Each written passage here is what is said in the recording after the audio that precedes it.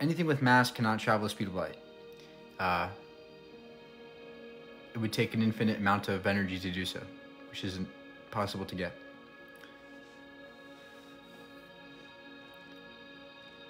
Hey guys, thoughts on the Bermuda Triangle? It's nonsense to me. There's no conspiracy.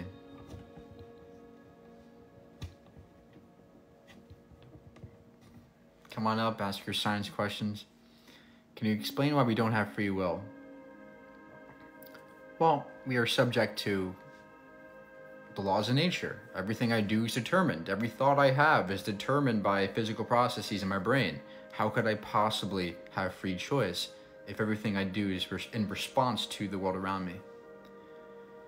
Is there any possibility of an afterlife? What do you mean by an afterlife, right? That question is ambiguous. If you're talking about an existence after mine, one in which I'm conscious, maybe. Yeah, maybe. There's nothing in science that stops it from happening, but how do you explain life began if there's no God? Life began in the oceans with certain chemistry going on in the oceans. Amino acids, lipids, these form protocells. RNA polymerizes under specific conditions. It's a vast sequence of chemical processes that led to living beings. Have I heard of the double slit experiment? Yes. Yes. Where did the oceans come from? Good question. A lot of the water comes from space itself, interstellar medium. Water is just a covalent bond between hydrogen and oxygen. This forms all the time in space.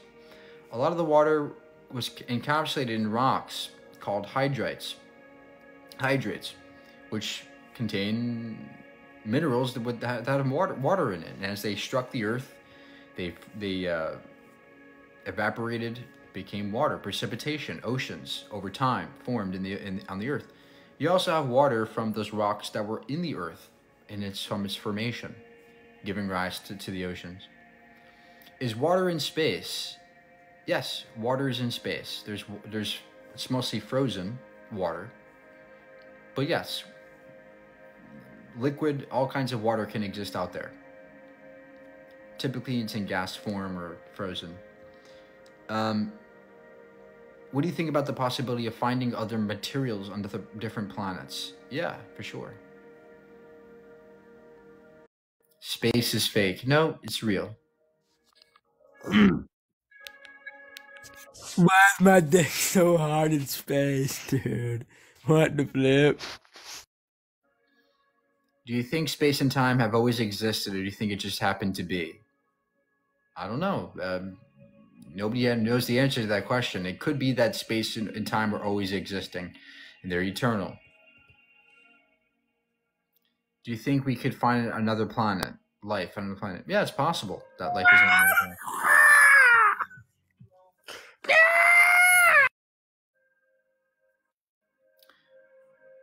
Oh, Gen Z. Do you believe the moon landing was true? Yeah, we actually have rocks from the moon. We actually have taken back rocks from the moon. We can see footprints. We can see the tracks from the rover.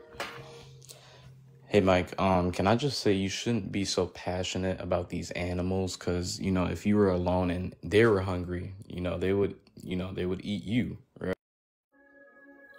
How long has Earth been around? About 4.5 billion years. It's a long time. Yo, I got a question. Yeah. I'm 24, by the way. What are your thoughts? Like, I've heard this a lot, but like, what are your thoughts on like the mega structure of the moon? I know it's kind of out there, but I've heard it before. What do you mean? Like I've heard talks of like people say like the moon is potentially like the inside of it, its core is like a mega structure, but it's like super dormant. Well, but we don't have like enough, evidence to kind of like an alien thing? No, there's no aliens on the moon. No, not aliens. I'm saying like the moon of itself is like a mega structure. No, all the evidence seems to be that the moon is just a part of the Earth, actually, that got struck off by an asteroid impact about 4 billion years ago. The moon, we know, was molten at one point, and it's very It's not very dense. There's nothing inside of it. It has no core or anything like that. Any significant core. Gotcha. Okay. All right. Thank you. Appreciate it.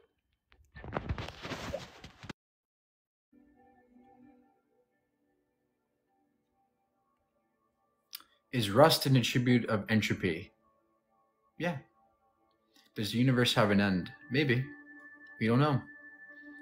Why can't scientists discover what's at the bottom of the ocean? We do. We have. We have. Why can't scientists? Hello?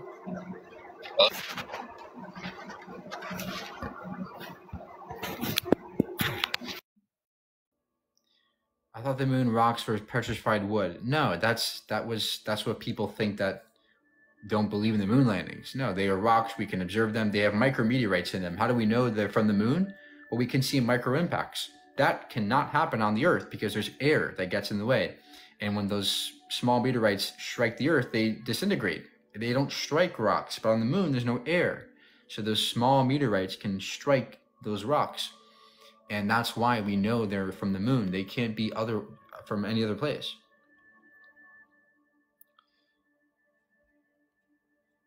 Thoughts on Jesus Christ? Who's that? Mike, you think we just come from monkeys? No, we are apes. We don't come from monkeys. We share ancestry with other monkeys that used to exist 20 million years ago. They no longer exist. Are any animals sentient? Most animals are sentient. Is the Big Bang theological? No, it's scientific. We have observable data for the Big Bang. There's no observable data for any theology. If the moon came from a star called Kata, okay. What's at the bottom of the ocean? Dirt and sand and darkness. How can we measure billions of light years with a telescope? You just look at a telescope. Like, you can see there's nothing in space that gets in the way. It's just empty, right? So you can see as far as you want to if you have a powerful enough telescope that can absorb enough light, see enough light. But there is a limit to how far we can see in the universe. We can't see past the Big Bang. Anything beyond that is there's actually a limit, because light is escaping faster than space is moving away from us faster than the speed of light. And because of that, that light will never reach us. This is called the event horizon of the universe. And we'll never be able to see parts of the universe, ever, as far as we know. How did life come from non-life? Chemistry. The answer is chemistry. You are a chemical machine, essentially. You're a biochemical machine. You are the product of lots of organs and cells, trillions of cells working together, right? They're chemical reactions going on throughout your body continuously, driving the processes that make you alive. Your body runs on voltage, electricity, essentially, right? Each one of your cells exchanges millivolts of energy. This is what drives these processes. Life is a process, not an object. There is no one object that's alive. Life is what non-life does.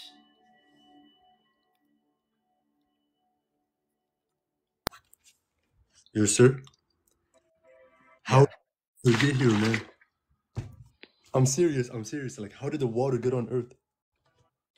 So, the water on the Earth comes from space. In space, there's lots of water. It forms all the time. Hydrogen gas clouds and oxygen. They form lots of water in space. And a lot of these rocks and comets contain frozen water within their minerals. And this water can bombard these comets can bombard the Earth, right? When these frozen rocks hit the Earth, what happens? They vaporize. They become vapor, and they precipitate down on the surface, and it becomes oceans and lakes and rivers. That's how the water got there. A lot of it also comes from the Earth itself, from its formation. There's certain hydrates that also precipitate water because water is less dense than the surrounding material, so it kind of floats up. It's less dense. Why is it that water is only on Earth? It's not. Water is almost everywhere in our solar system. It's on Jupiter, it's on Saturn, it's on Mars, it's on Venus. Water's everywhere. And can you explain the expansion of the universe for me? The Like, how universe does is it? I wanna, stretching. huh? Space and time No, no, how itself does is it? Like, how does it stretching. work? What? I'm trying to comprehend it. Yeah, the Big Bang happened everywhere. The Big Bang happened where you're standing. The Big Bang is everywhere in the universe, stretching apart. Space and time is stretching apart. The fabric of the cosmos itself is stretching apart. And we're kind of going along with it, right? Much like a balloon. If you inflate a balloon, what happens? The skin around it expands.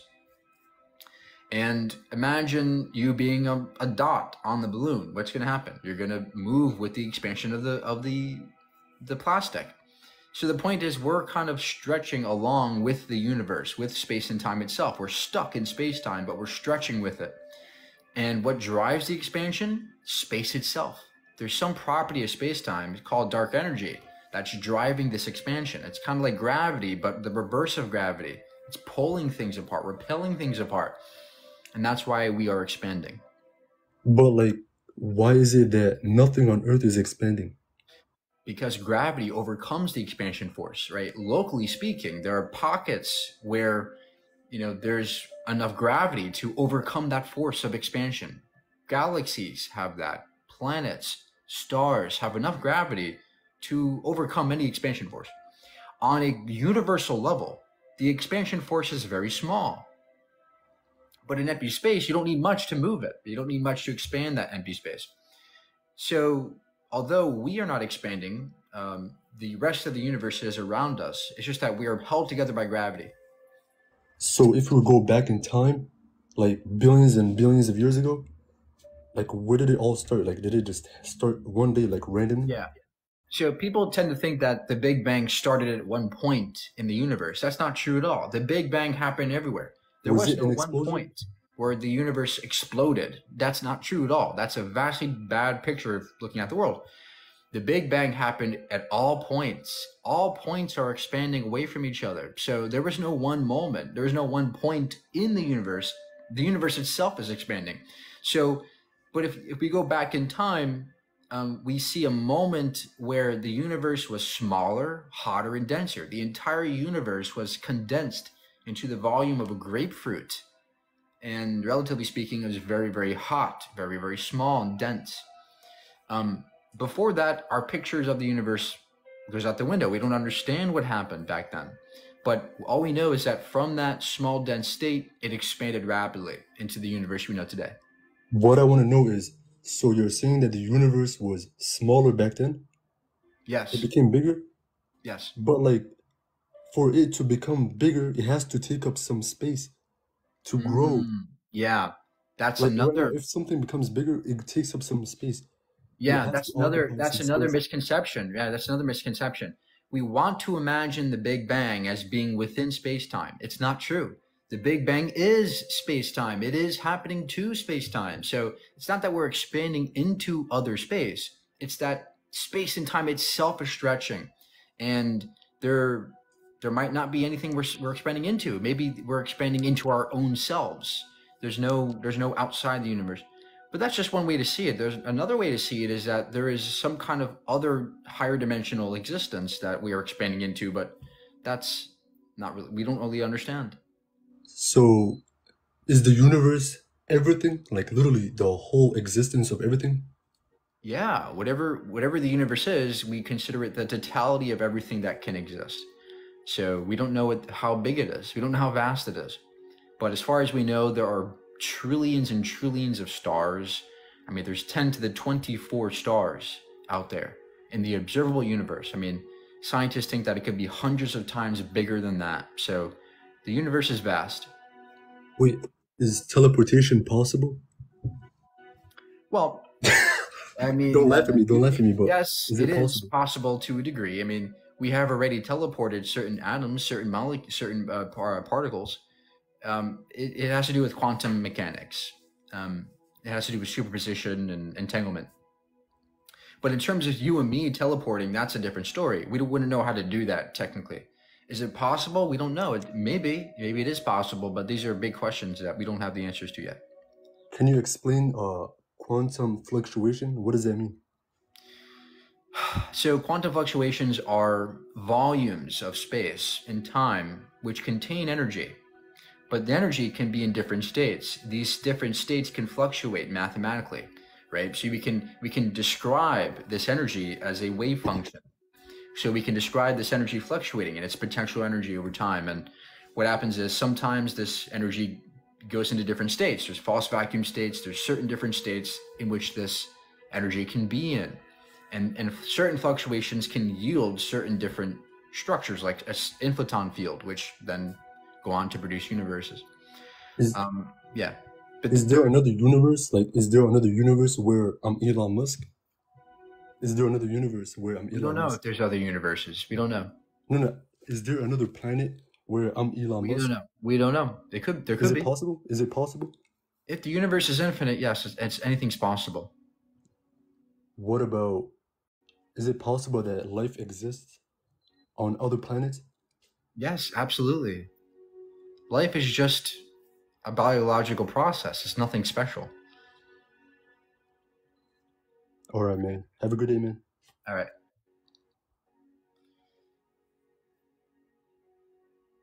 Do you think we're alone in the universe? No. With the amount of stars and planets out there, I think it's mathematically improbable. Hey, what's going on? Hi, how are you? Good. I know you have a science live right now, but I've seen a lot of your vegan lives, and I wanted been trying to talk to you about that. But if you don't want to talk about that, I understand. So I just want to talk about your vegan take on things.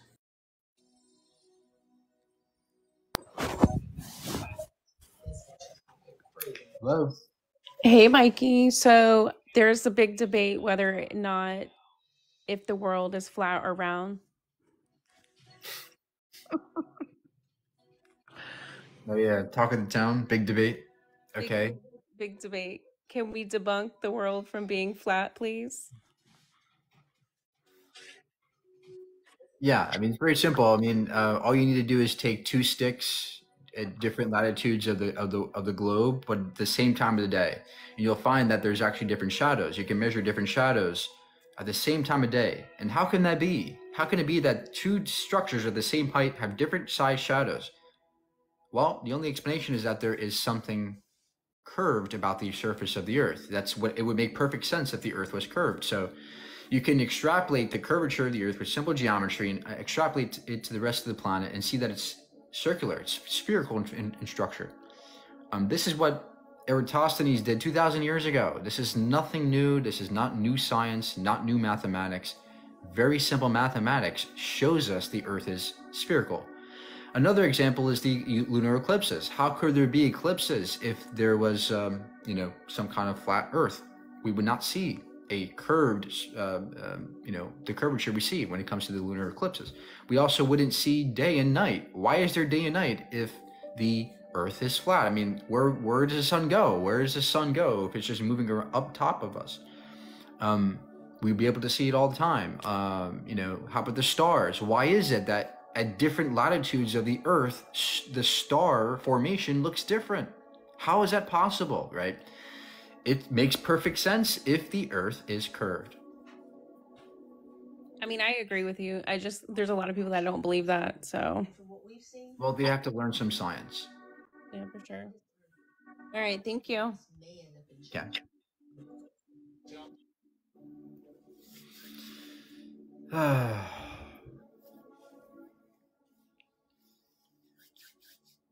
There's no such thing as a firmament, correct? People who think the Earth is flat don't have many.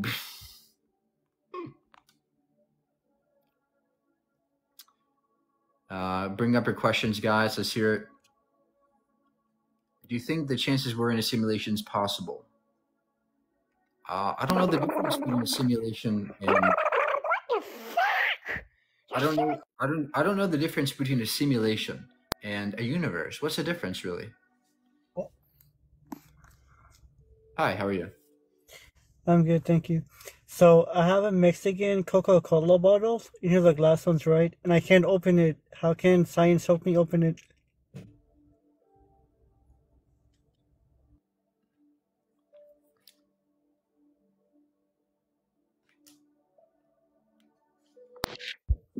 Hi, how are you? Good, how are you? Hi, how are you? I said, Hi, how are you? oh, I'm echoing. That's weird. Oh, I'm echoing. That's weird. All right, come back when you're ready. We're not in a simulation because nobody would buy or play this game. True, true. Who would buy this game? Welcome to Earth. Sounds like a boring game. Are there lizards living in the moon? No. If there are lizards there, they are amazing beings. They can live without air. Sims Life. Yeah.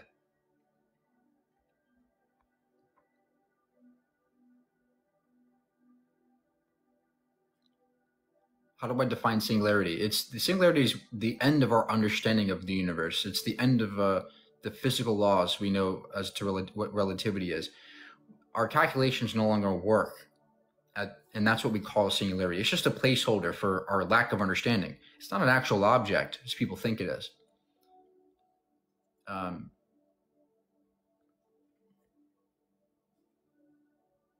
What is happening to this person's life? What is string theory? It's a model of the universe. Don't know shit.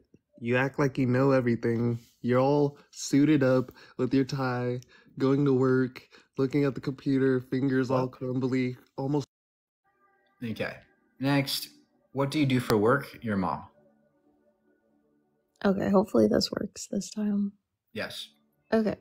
Let's see. Talk about prion diseases, because I've been hearing a lot about like mad cow disease and how it's like probably gonna happen, but I don't know how. I'm not too familiar with prion diseases. I know it. They're just like, I think they're like just proteins that go haywire in your body. Mhm. Yeah. I think they're infectious to some degree, but I don't know.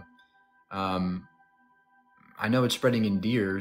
Yeah, but they said like a lot of it is because of humans. We're forcing these deer into certain areas where they're more susceptible to this prion disease, where they're intermixing with each other. It's really our fault for the most part. yeah, it's pretty sad to see in hospitals like people who end up getting it, and it's like terrible way to die. And I've been seeing so much like content and just news too about like that type of disease in particular. So yeah, people, don't eat steak. Thank you. Next, can you talk about genetic engineering? What about it? Do you think transfer consciousness into an actual simulated life or another being is possible? I think so, but we're never going to be another. Like, your consciousness is still part of your biology. It's part of your being. It's hard. You can replicate it for sure digitally, but it's going to be a different thing. It's going to be a different existence and experience. It's not going to be you. You are a particular configuration of atoms that cannot be cloned with your experience in it, as far as I know. No, so we're special in a way because we have a particular set of atoms that give us this conscious experience. It's unique to all of us.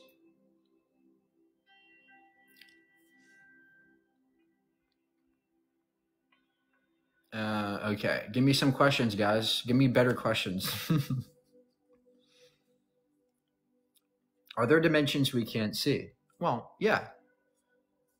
Dimensions are just ways of seeing the world. I mean, just describing parts of the world. I mean, there's 3 dimensions of space: X, Y, Z, up, down, left, right, side to side, and there's time. Time is another dimension of the universe. You can describe the universe in many dimensions. Dimensions can be curled up.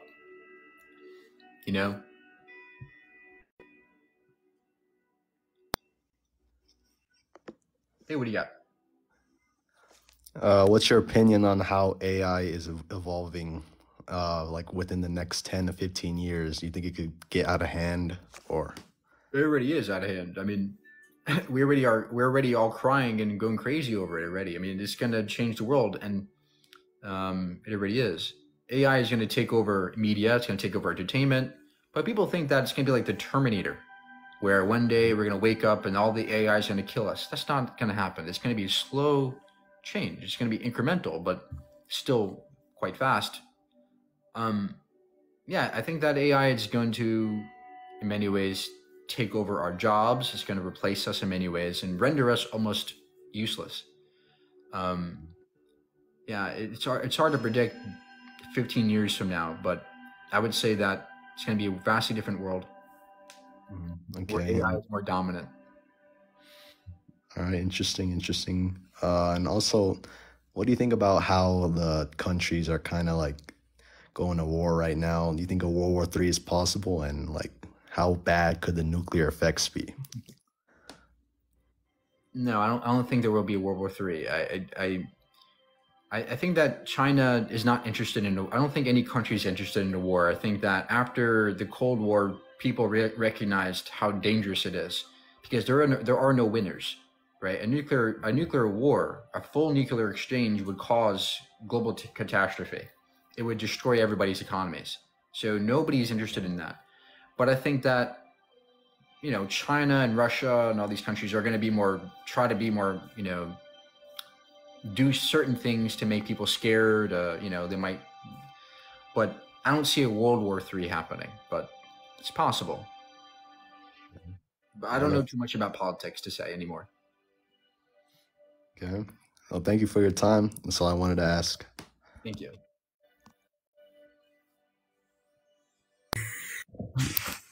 Hello. Hi, what's your questions? Regarding AI, do you think we need to understand our own consciousness before we can sort of determine and say, oh, AI is going to take over? Like, how do we know the distinction between emulation of, like, certain attributes which we have with our cognition? Like, where do we draw the distinction? Distinction of what? Our consciousness and AI consciousness? Yeah, because when people say, oh, AI is conscious or sentient, like, I feel like there's a big distinction between how we define consciousness for AI and ourselves. Yeah, there is no good definition of consciousness. It's very ambiguous. We don't have an exact definition of it. And I would say that there are different ways to view it. So there are different ways to view consciousness. And some people think AI is already conscious. I tend to think that consciousness is particular to a certain medium, right? There's biological consciousness. That's something that AI will never have. AI will never be biological, but there will be consciousness to some degree digitally. I think that you can in some way have a sense of digital consciousness, and that will be a game changer for everything. But what that would exactly be like or look like, or when will we get there, it's hard to predict. But I suspect that consciousness is not special to biology. I think that there are many different mediums in which things can be conscious. Yeah, but when we define consciousness, then we like talk about exhibiting sentience or like being able to feel emotions. Or,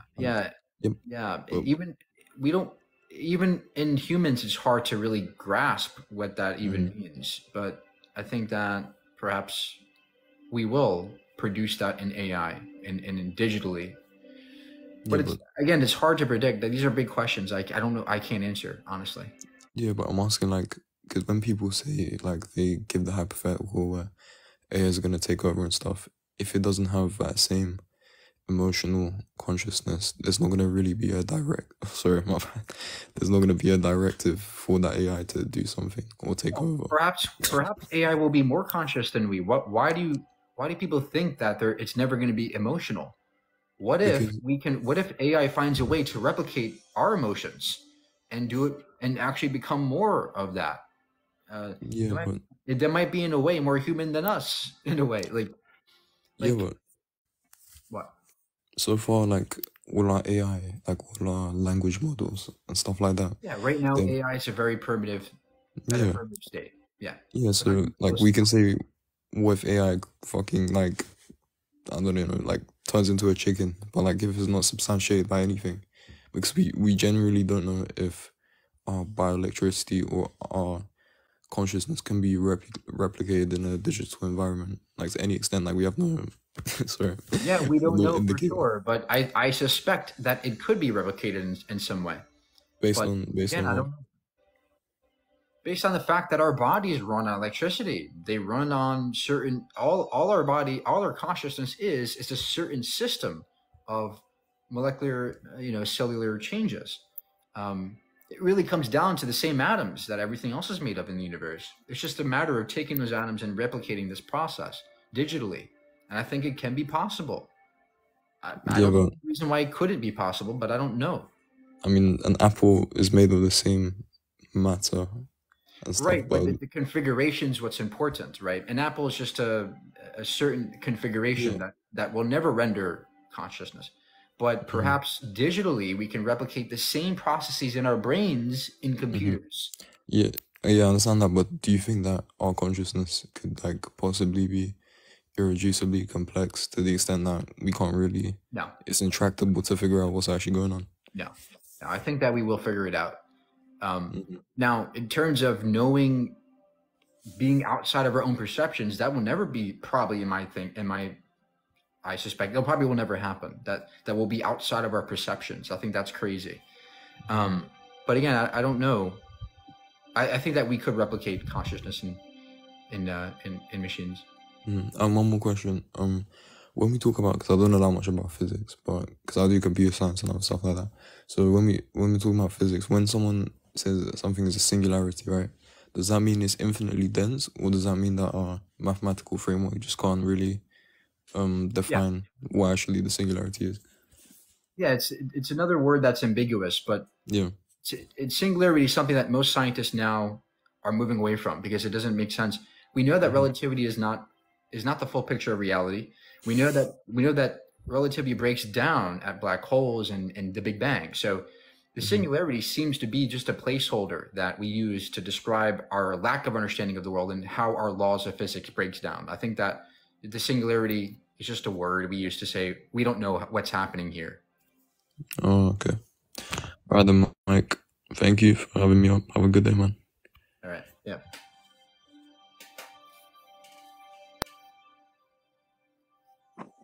Hey, what's going on, Mark? Hi, how are you?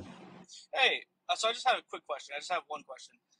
Do you think that religion will ever be disproved, like in human history? And if so, how do you think it'll change human history? Religion is human. It is something we do as human beings. Why? Because we can imagine beings and monsters and demons and all these things. We love to do this. Religion will never go away. As long as we're human, we'll always be religious in a way because we'll always imagine. So in terms of disproving religion, not only will that never probably happen, but I don't really want it to happen. I don't want religion to go away. Religion is creative. It brings about creativity in us. There are uses for religion, and it will adapt and change and evolve as it always has in the past. Religion has evolved and always will, as long as we're human, as long as we have the same imagination we have.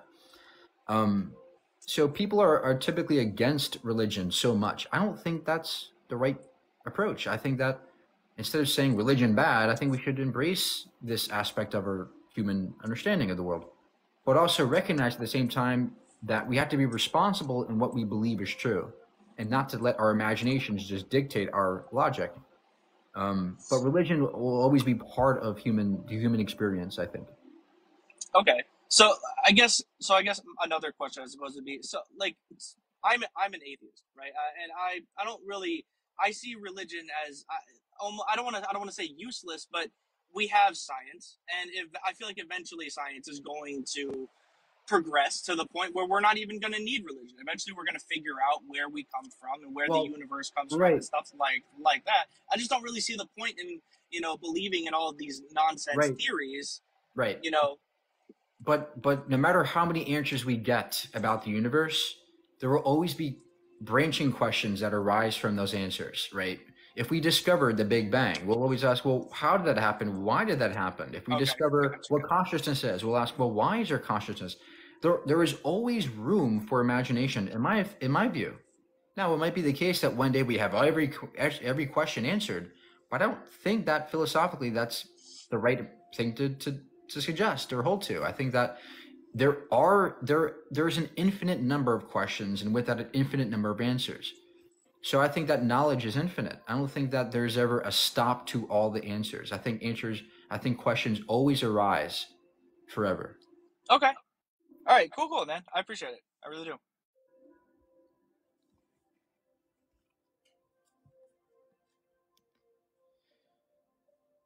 Okay. If we're in a simulation and I create a reality, another simulation, would that make you God? Well, if your version of God is a simulator, then yeah, God exists. But all you're doing is reducing God to a kid in his basement making a program, right?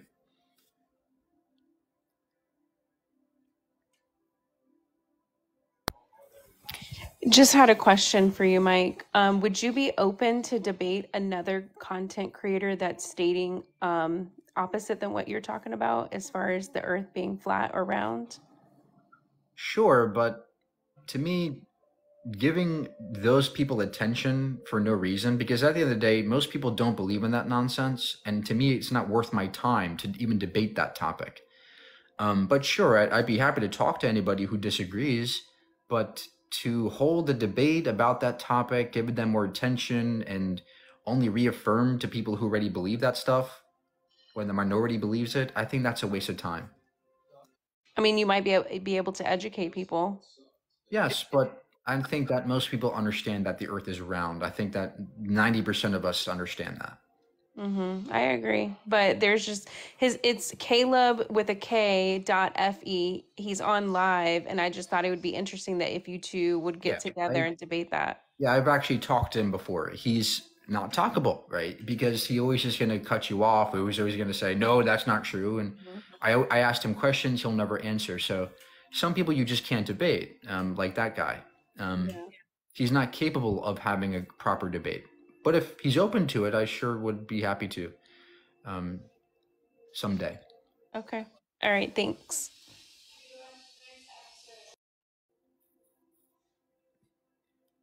I mean, I assume some of us have some Neanderthal blood, right? Most likely. Well, yeah, some of us, especially with European descent, have Neanderthal DNA, European, Asian descent. That's where Neanderthals lived with sapiens.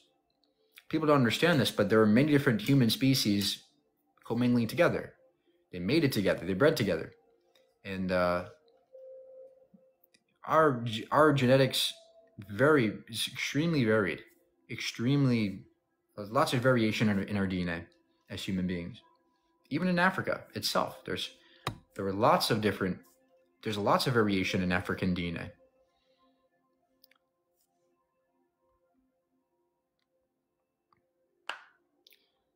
Why are all the pictures from NASA of Earth perfectly round? Because the Earth is round. What made them a different species? The environments they were in, the pressures they underwent. That's really what drives their speciation. Some of it's random as well. Diseases, perhaps certain, environments, certain diseases they were exposed to. There are many reasons why there are subspecies.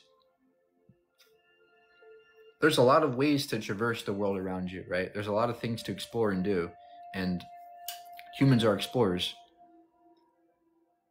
What is inside of a black hole? We don't know.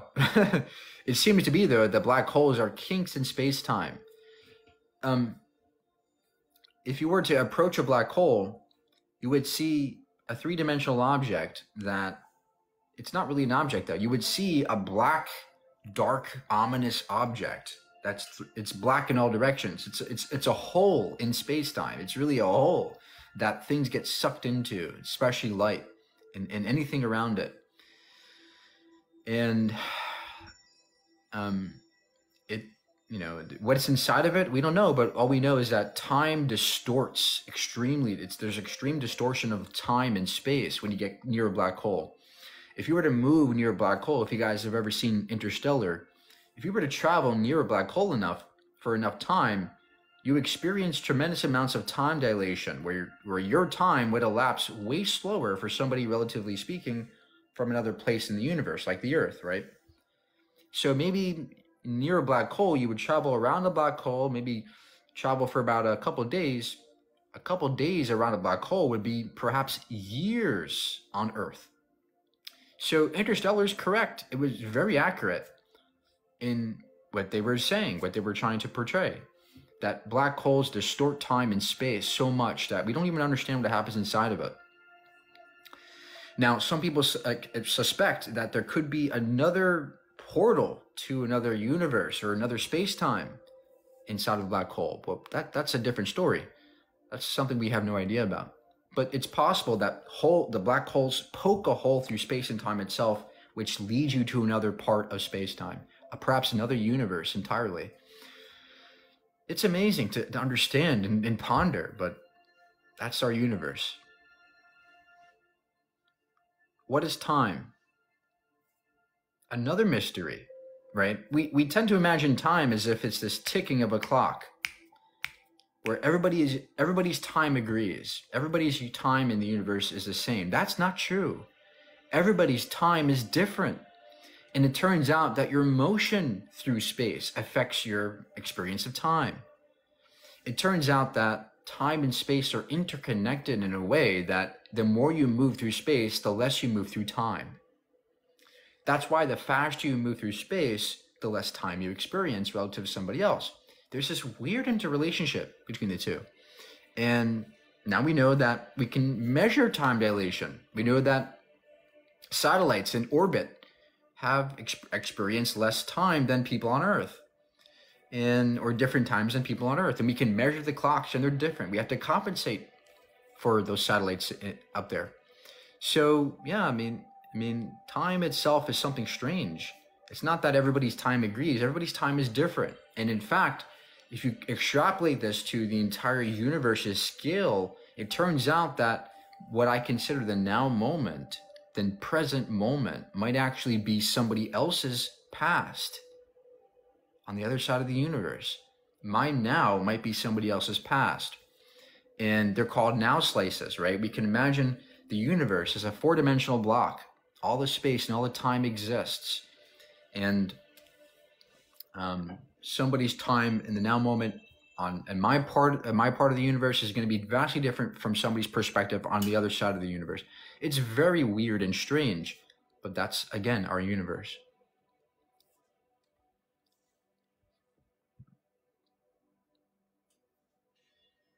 How do we know the moon landing is not fake? Well, we have tons of photos and videos and experiments that we've done on the moon. We have footage of it. We also have moon rocks. We can actually take a look at rocks from the moon that we've taken back from the Earth, from the moon. And we can see there's specific features of these rocks that you cannot find on the Earth. They're micro impacts, they're called. Because on the Earth, there's air. And when rocks from space traverse into their atmosphere, they break up, they disintegrate because of the friction. They become hot, they heat up, and they break away. But on the moon, there's no air. So those small dust particles can smash into these rocks and produce little micro impacts. I mean, we're talking microscopic. And this is what we observe in these rocks. So that tells you that these rocks must have come from the moon. Okay. We also can see that we can point lasers to certain reflectors on the moon, which we have installed on the moon landing. That allowed us to measure the distance between us and the moon consistently. And anybody can do that with a laser or a telescope. With a powerful enough telescope in space, you can actually see the rover footprints. You can see the flag. You can see where we landed on the moon. The evidence is overwhelming.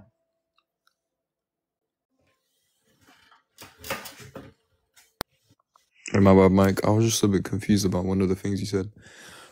When you said time dilation, is that when you said when we move through space and we experience time differently. Isn't that just a sort of visual thing? Because isn't that sorry, isn't that related like specifically to light speed? No, it's entirely related to light speed, because I mean, the that's speed of light. observation. No, this is a real phenomenon. So, because the speed of light is constant in a vacuum, it never changes. And when you have something like a black hole putting an indent in the space-time, right? It curves space-time a lot. That light that traverses through that gravitational field of a black hole is going to not slow down. It's going to actually be the same speed as it was. It is straight as it was without curvature, without gravity. So this feature, as described in special relativity, shows us that because of this constant speed of light, that your motion through space slows down your time relative to somebody else that's not experiencing that gravitational field or that motion. So it's a real phenomenon that really happens. As you move through space, time slows down for you. Now, if I'm in a rocket ship and I'm moving at half the speed of light, I'm not going to experience time slowing down. I'm going to experience time as I am now. But it's only relative, right? Traveling in space on a rocket ship, it's only relatively speaking, somebody on the Earth would experience you slowing down. And that's what we measure when we bring atomic clocks on planes, and we can measure those clocks become different. They were synchronized at first, but now they're different when they come back because of that motion through space. Yeah, okay, I understand that, but because sorry, I couldn't really deduce what you meant. If it's like an observational effect, because like the clocks would only be changing in their time because of our observation, which is limited to the speed of the photons that we're interacting with, right? If we could actually observe it, like it's still occurring simultaneously. It's only observational. Like the effect is only happening because we're observing it, and our observations are limited to light speed. It's a measurable thing that we can observe, but only from the person that's not in motion relative to the person that is moving. That's why. Does that make sense? Yeah, but I'm still confused because like it's still happening. Like there's no actual difference. The only difference is that hypothetically, if you are, it's only because I we're made a video observing about it. this. I made a video on my channel. Go watch it. It's called Relativity Explained, simply. Relatively explained. Okay. You have to look at a diagram of it. It's very hard to explain to you without a diagram. But when you imagine the universe, when you imagine space-time as 4 dimensions, 3 of space, 1 of time, it'll make way more sense. Because on a two-dimensional surface, you find that there's north and there's east, right? There's 2 axes: north, south, east, west. There's 2 axes. Yeah. If you're moving east or west, you're exchanging that western motion for north motion. So you're actually traveling slower in the north motion because now you're moving faster in the eastern motion. Extrapolate this on a 4-dimensional way, you find that as you move through space, you're actually exchanging your motion in space for your motion in time. And that's why this actually is a real phenomenon. It's not just observational. It's not just an illusion. It's a real thing that really happens. Yeah, okay. So also, like when you say 4-dimensional, I'm like, do you think it's possible for there to be another 4th dimension? Like apart from no, I'm not talking about time. I'm talking about like a spatial dimension. So like we have like pitch and but they would be curled up. They wouldn't be observable, readily observable to us right now. There would be smaller dimensions curled up on the smaller quantum scales, right? This is what string theory says. This is what string theory does. It attempts to find smaller dimensions hidden in these curled up smaller quantum levels that we can't observe readily. It's only in quantum mechanics that they arise. Okay, but does that mean that we can't actually interact with anything? So say there was a hypothetical being which existed in a 4D. We don't know what could exist in those dimensions. Okay. And do you think it's provable, like ever? String theory? I don't know. String theory could be shown. It could be evidenced by things called superstrings, which are kind of like indents in the universe, cracks in space and time itself, which formed from the formation of the universe. They're called superstrings, but If we find those, that would be good evidence of string theory, but it's hard to really understand. It's really hard to observe the quantum realm.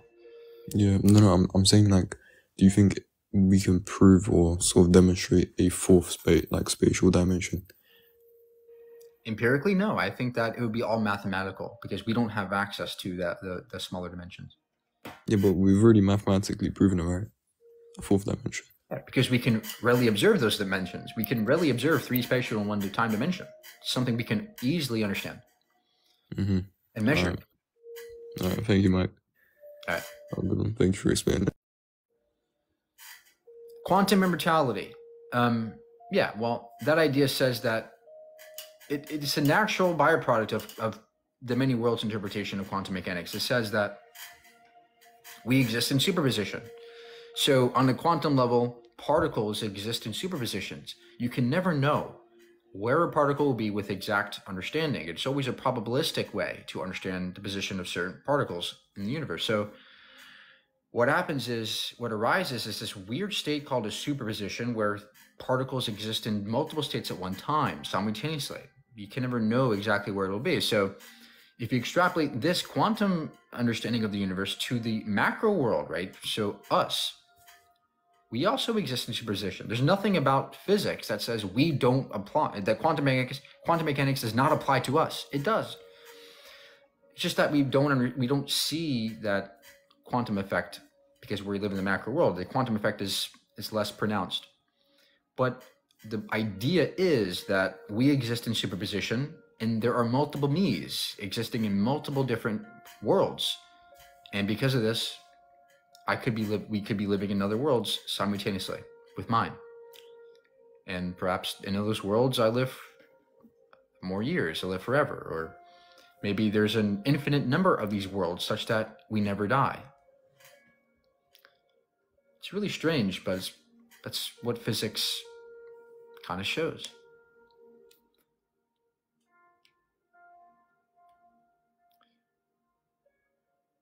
Are we in the quantum realm? Yeah, everything is quantum. Everything's quantum, even you. It's just that the effects are smaller because, we're macro, but particles, individual particles themselves are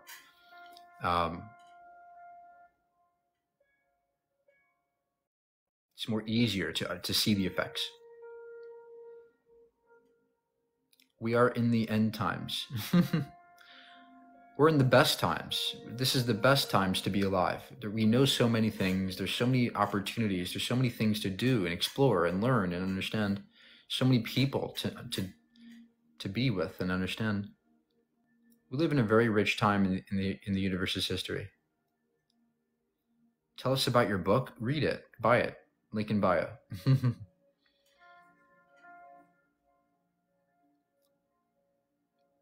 I have a degree in geoscience. I don't need credentials to know science. Anybody can do science. We're either going extinct or digitizing biology in this century. Why not both? I think both are true. What did we learn from the Great Atomic Collider in Switzerland? We learned that there is a field in the space and time around us that gives rise to mass in certain particles, electrons, and certain protons, neutrons. They actually gain mass from this field in space. There's kind of this.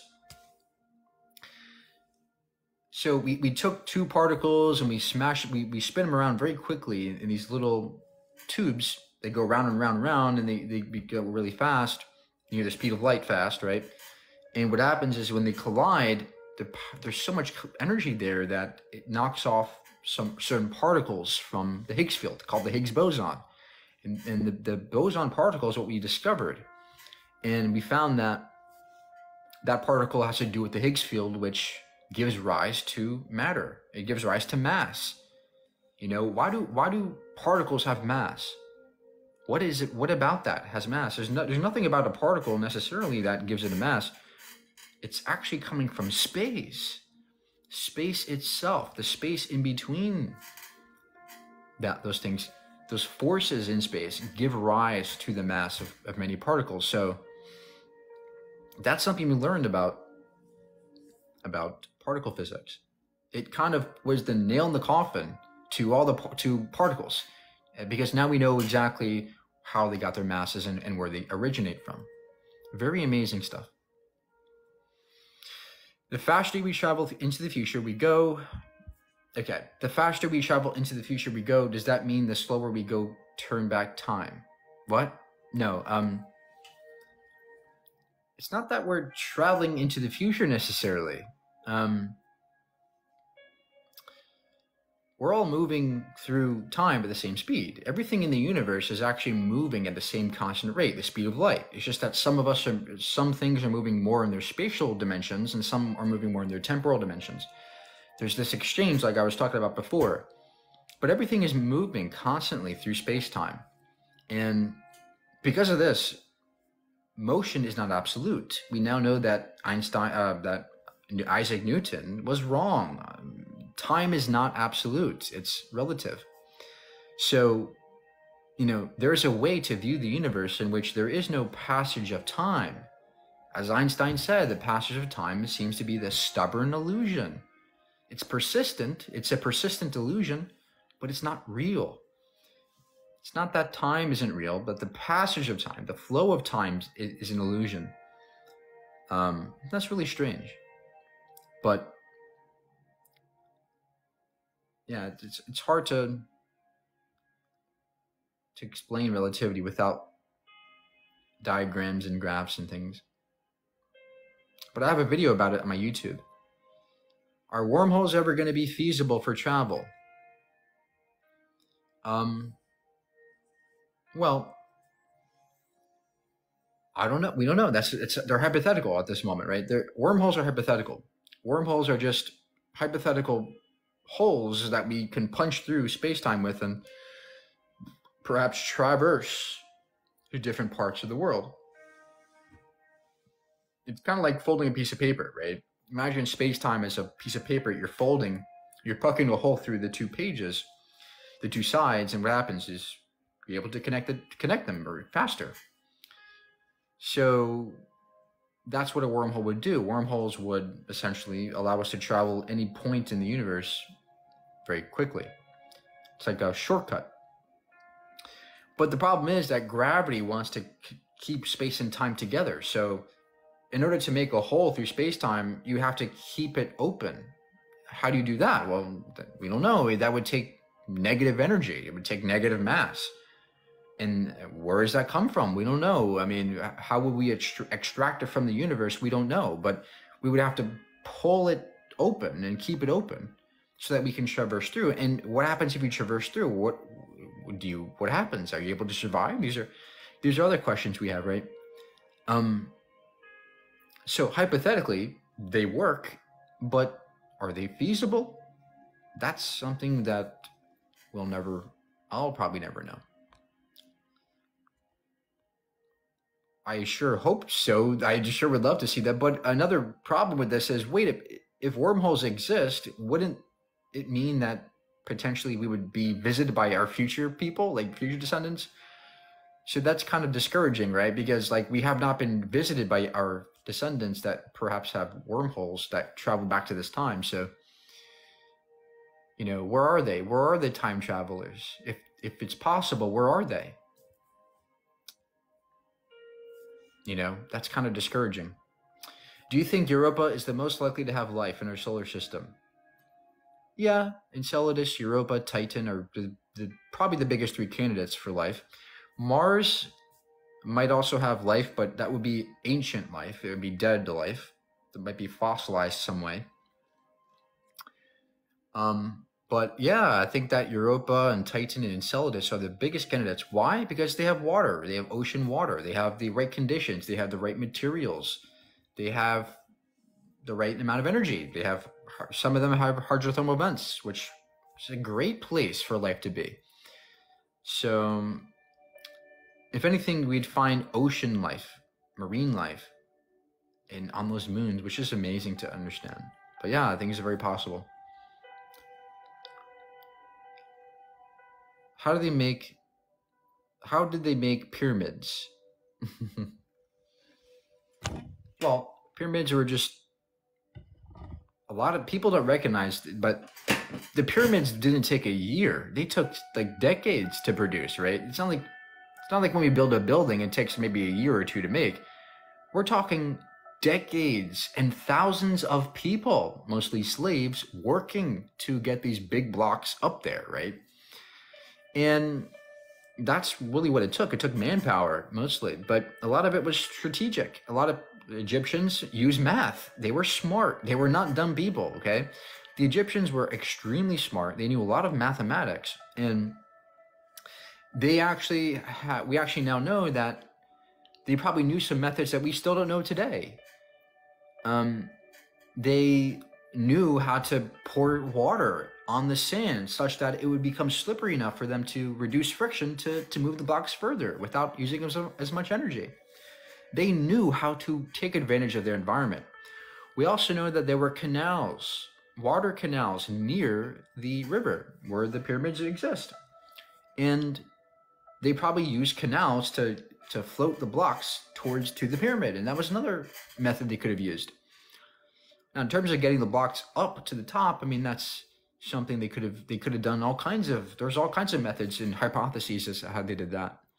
But they probably used a low-lying slope starting from around the pyramids, going like in this kind of swirly direction upwards in a very small slope. So they pushed the rocks up and up and up, and then they destroyed it after the pyramid was done. So the point is that there are many ways they could have done it, and just because you don't understand it intuitively doesn't make it aliens. What is stopping us from going to Mars?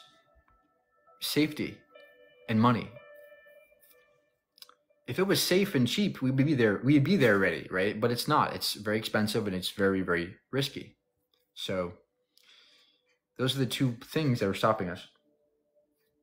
Do I believe in God? I don't know what God means. It's just a word.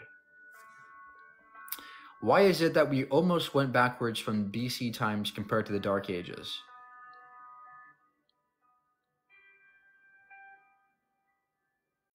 What do you mean?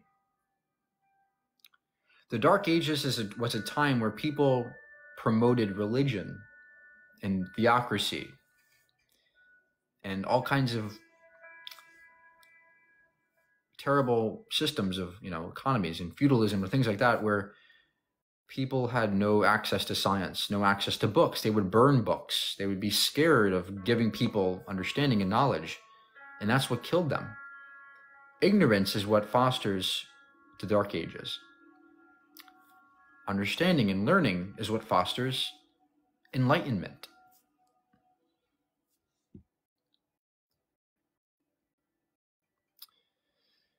Okay.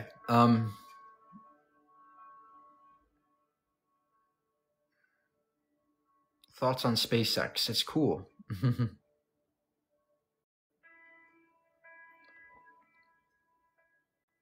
How many stars in our solar system are binary? You mean our galaxy? Yeah, so actually about 70% of stars in our galaxy are binary systems. What that means is that there's two stars that are locked together gravitationally. Most star systems have two stars in them. Some even have three stars, right? So in some planetary systems, they have two sunsets and two sunrises every day.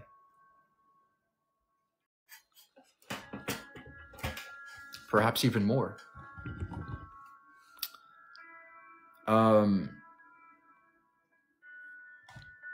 We don't have enough money to go to, well, we have enough money technically, but again, it takes a lot of planning and a lot of budgeting, right? Like the moon landings took a decade to budget. It took 10 years of NASA money to budget that plan. So Mars is probably going to be a couple $100 billion at least, but probably more than that. And that's like 10 years of NASA's budget. So, I mean, remember, NASA's not rich. They don't have all the money. They have a certain portion they can use, and they have to budget appropriately. Do I believe the Big Bang Theory? Well, it's a good model. Yes, it's accurate. based on what we observe. It's not a perfect model. It's not a finalized model, but it's a model that explains a sufficient enough about the universe to hold to it with some degree of certainty.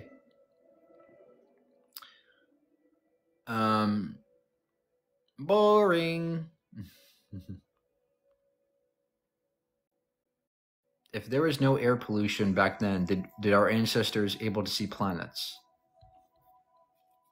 Yeah, our ancestors saw a vastly different night sky than we do. They were able to see many stars than we do, especially in cities. Like today, we can maybe see, 100 stars in the night sky? Back then, they saw all the stars. There was no light pollution.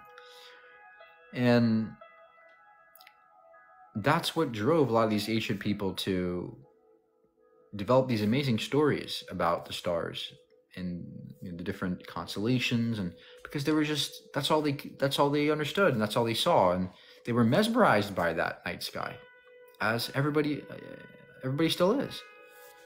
But now we know more about this night sky than they did, so we're in a privileged position where we know a lot more about the universe than our ancestors ever could.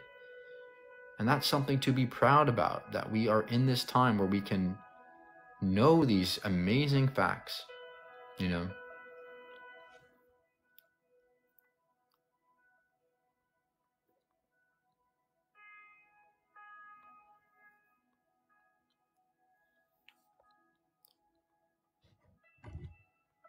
So you're telling me you observe the Earth spinning? Yeah, we can see the Earth rotating and moving with satellites. We also can see it by looking up the night sky and seeing the rotation of the world around us. It's not the world rotating, right? They're too far away for that. It's us that's rotating. We are spinning. This is basic science.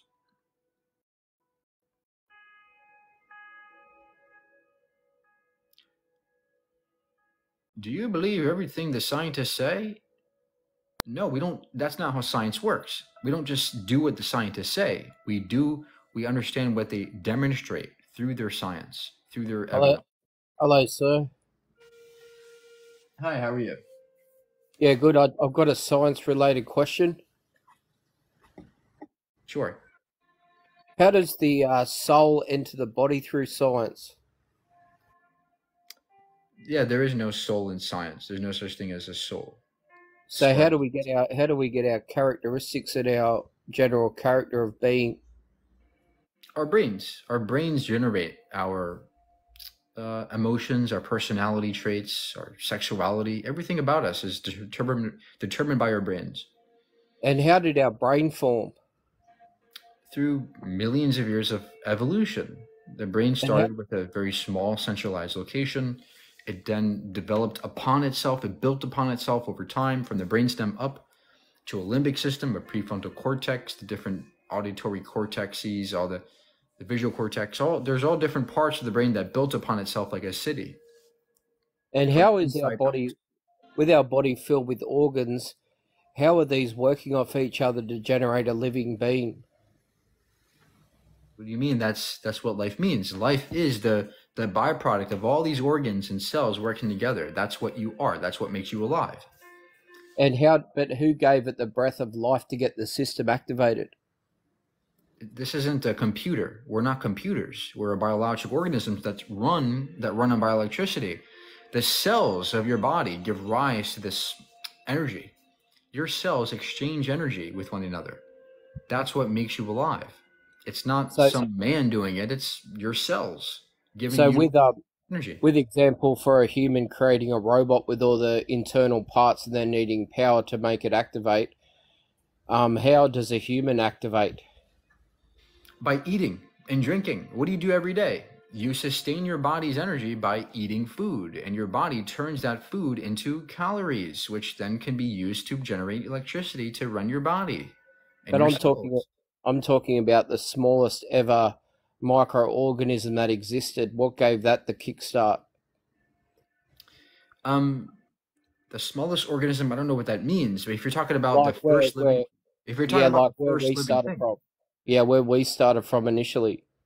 Yeah, we started, so our ancestors began in the oceans. The oceans is where amino acids and lipids and RNA began to form in the oceans about 4 billion years ago. And since then, life has become more complex as it evolved. And I'm talking about at the very initial beginning of even a solid ground that we walk on or any sort of organism. Was there anything to begin with, or did it just appear all of a sudden? There was matter, there was stuff, there was molecules, and perhaps those were always there. Always there, or were there at an initial time?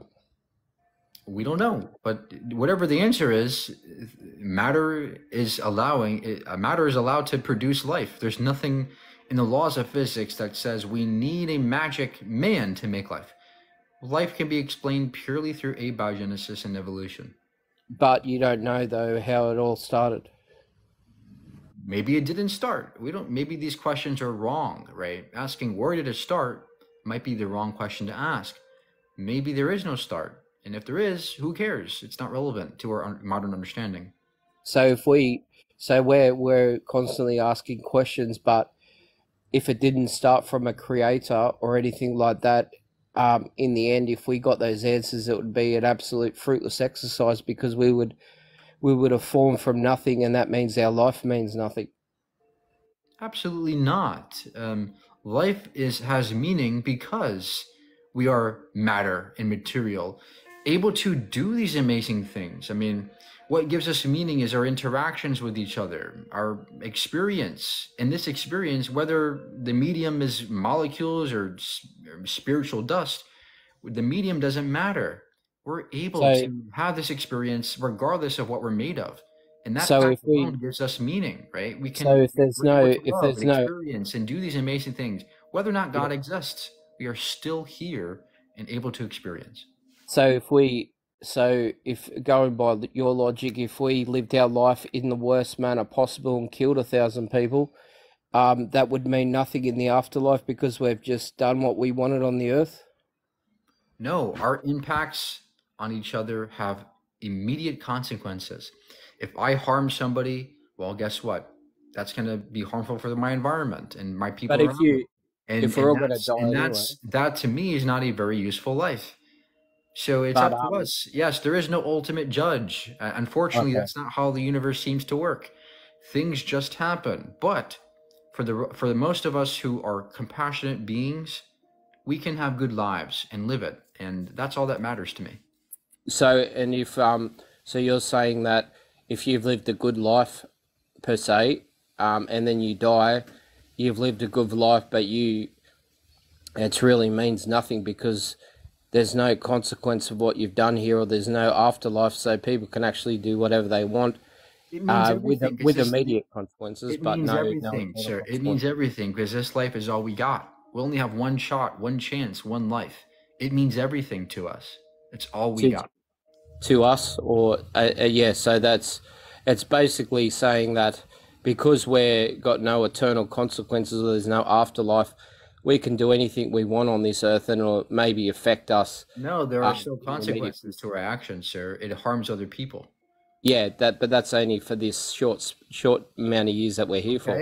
And there's still consequences. Yeah. That are so basically we're basically only here for X amount of years. Some people only live for a few years, but there's no real, the miracle of life, there's no real answers, you're saying. Why do we need all the answers to live a good life? We don't need all the answers. We don't need an afterlife. We don't need an afterlife. Hold on. We don't need an afterlife telling us to do good or bad. I can do good or bad in the now life. I don't need a God to be good. I don't need the fear of going to hell to be good. Those are petty beliefs. I don't need anything except for the people around me and the world around me. That's good. My point is that if we lived life how you're saying, everyone would just live for the day pretty much, and then it would all, in the very end of it all, when we die, it's all going to mean nothing anyway because we're going to be wiped out as dust and we're just going to be under the ground. Okay, well, why does it matter if God exists? Why do we matter all of a sudden more if God exists? Because God has put us here, and Why we're does that searching. matter? Why does that We're matter? searching Why does that matter? because we're constantly searching for answers. Is there more to life? Why does that matter? Why does it matter if God exists?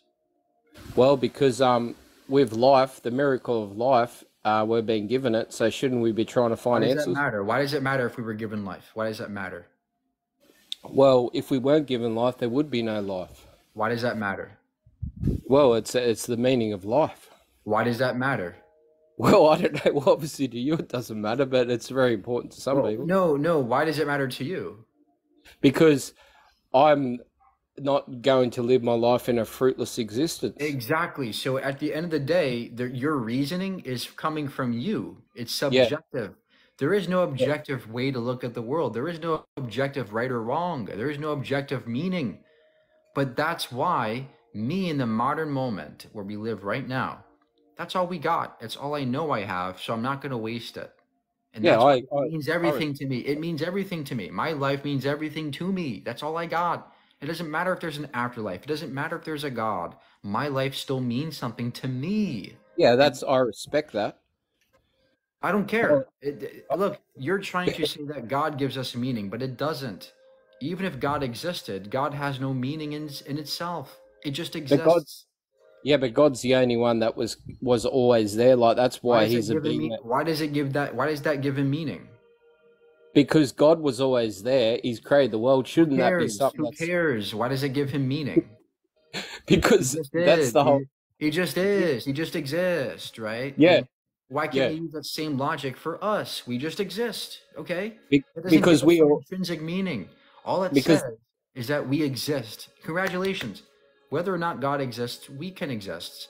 We don't need God to have meaning, though. Meaning is something that comes after the fact. It's something that's subjective to all of us. Yes, correct. But you've got a father or mother who you look up for guidance. Is that correct? And it's like humans look up to a higher power to think, okay, well, who created us? I know your parents created you, but who created us? These are dumb questions. Who created us? That's a stupid question. There is no creator. We don't need a creator, and it's useless to answer because there's no evidence of it. There's no need for it. You don't need a creator to understand how we got here and how we arose. So what you're trying to answer questions that don't need to be answered, and you're doing it in a very inefficient way. You're saying God did it. Well, how do you know? What's the reasoning? What's the evidence? Why? Well, how does that give us meaning? All these questions you have yet to answer. Theism does not do anything useful. But if there were, just for argument's sake, there was a God and we're being created and we're being blocked off from him from sin, and then we come back to him and find the meaning of life and have a eternal life, wouldn't that be more meaningful than just living a few years and then being forgotten? Why is it more meaningful to be with a magic man? Because it would give us eternal life and the real reason for being created. That to me would make it meaningless, because what's the meaning in an infinite universe, in an infinite life? Because you always get another one, right? Like, why are diamonds rare and valuable? Because they're rare. Yeah, they're finite. You don't get not everybody has a diamond, right? They're very rare to find, so that's why they're valuable. But if we live forever, life becomes meaningless, and there's no value there because the value is diminished. Because you're always going to get another life. There's no. I don't think anyone's going to die to value this one, because you're always going to get another one, right? It's like what another life, you say? Yeah, if life is eternal, then there's no reason to care about it because you're always going to get another day. But if life is finite, if our days are numbered, those days mean everything to me. They're more valuable to me because they're all I have. Yeah, but with no one wants to die. Is that correct? Yeah, but just because you live forever doesn't mean that you're actually living. See, to me, your heaven is actually not my life. It's not actually life to me, because life is when it ends. There's an end to it.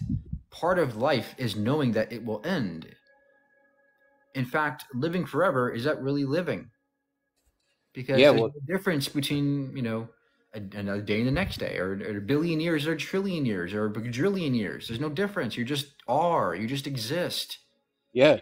But the fact that we die gives us more importance and stresses that Our days are numbered. There's a time, there's a ticking of a clock, and we're on a race to do something. There's urgency to do things and do something meaningful. That's why from my perspective, I can still have plenty of purpose and meaning without God.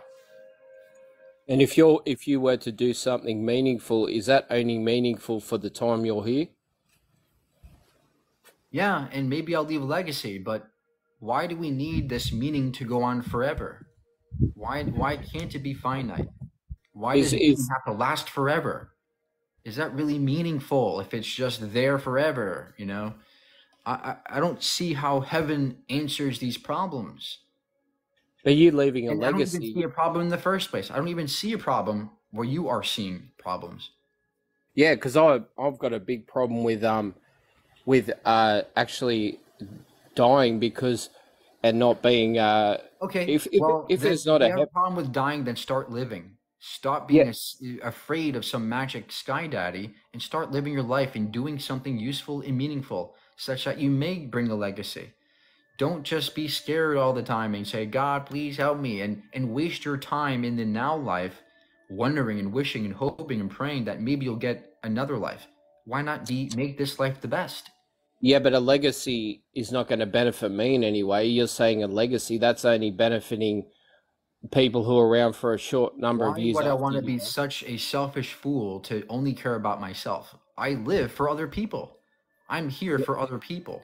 I care about other people. Why? Because that's who our species represents. Yeah, but according to this is our consciousness. I just wanted to say, according to your logic, though, you're not going to be able to check in on your legacy. That's fine by me, as long as I leave something better. As long as I leave this earth, making it better than I started with it, then I did my job, right? Like, I don't need to live forever to be happy. Okay, so well, you've got your opinion, I've got mine. I mean, you obviously okay, great. You know, yeah. Continue living your life in fear and wonder about maybe you get an afterlife or not, and I'll actually be making my life useful and doing something to help other people in the now.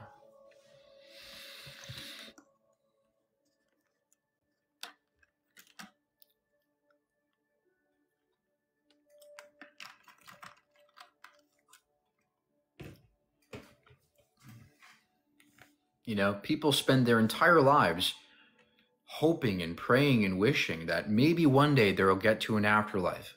Well, you've wasted your entire now life, the one you only know you have, and for what? In fear, in selfishness, in ego, right? The entire point of God is ego. He loves me. He's going to guide me. He's going to give me gifts and presents and rewards for obeying him like a slave. That, to me, is slavery. That's not life. That's slavery. That's death. To me, life is when you're actually making use of the time you have now and you aren't scared of the future, but you make use of the present. All right. One more guest here before I go. Hello. Hi, how are you? I'm good. You? Great. What do you got? Yeah, so what made but it's science questions, right? I just want to ask how did the world get made?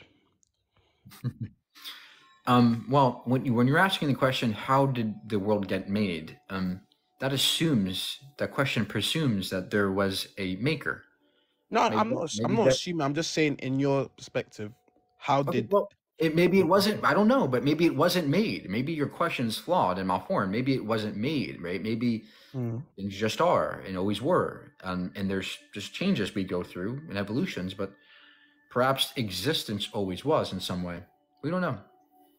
So you're telling me science can't give me all the answers? That's what you're telling me?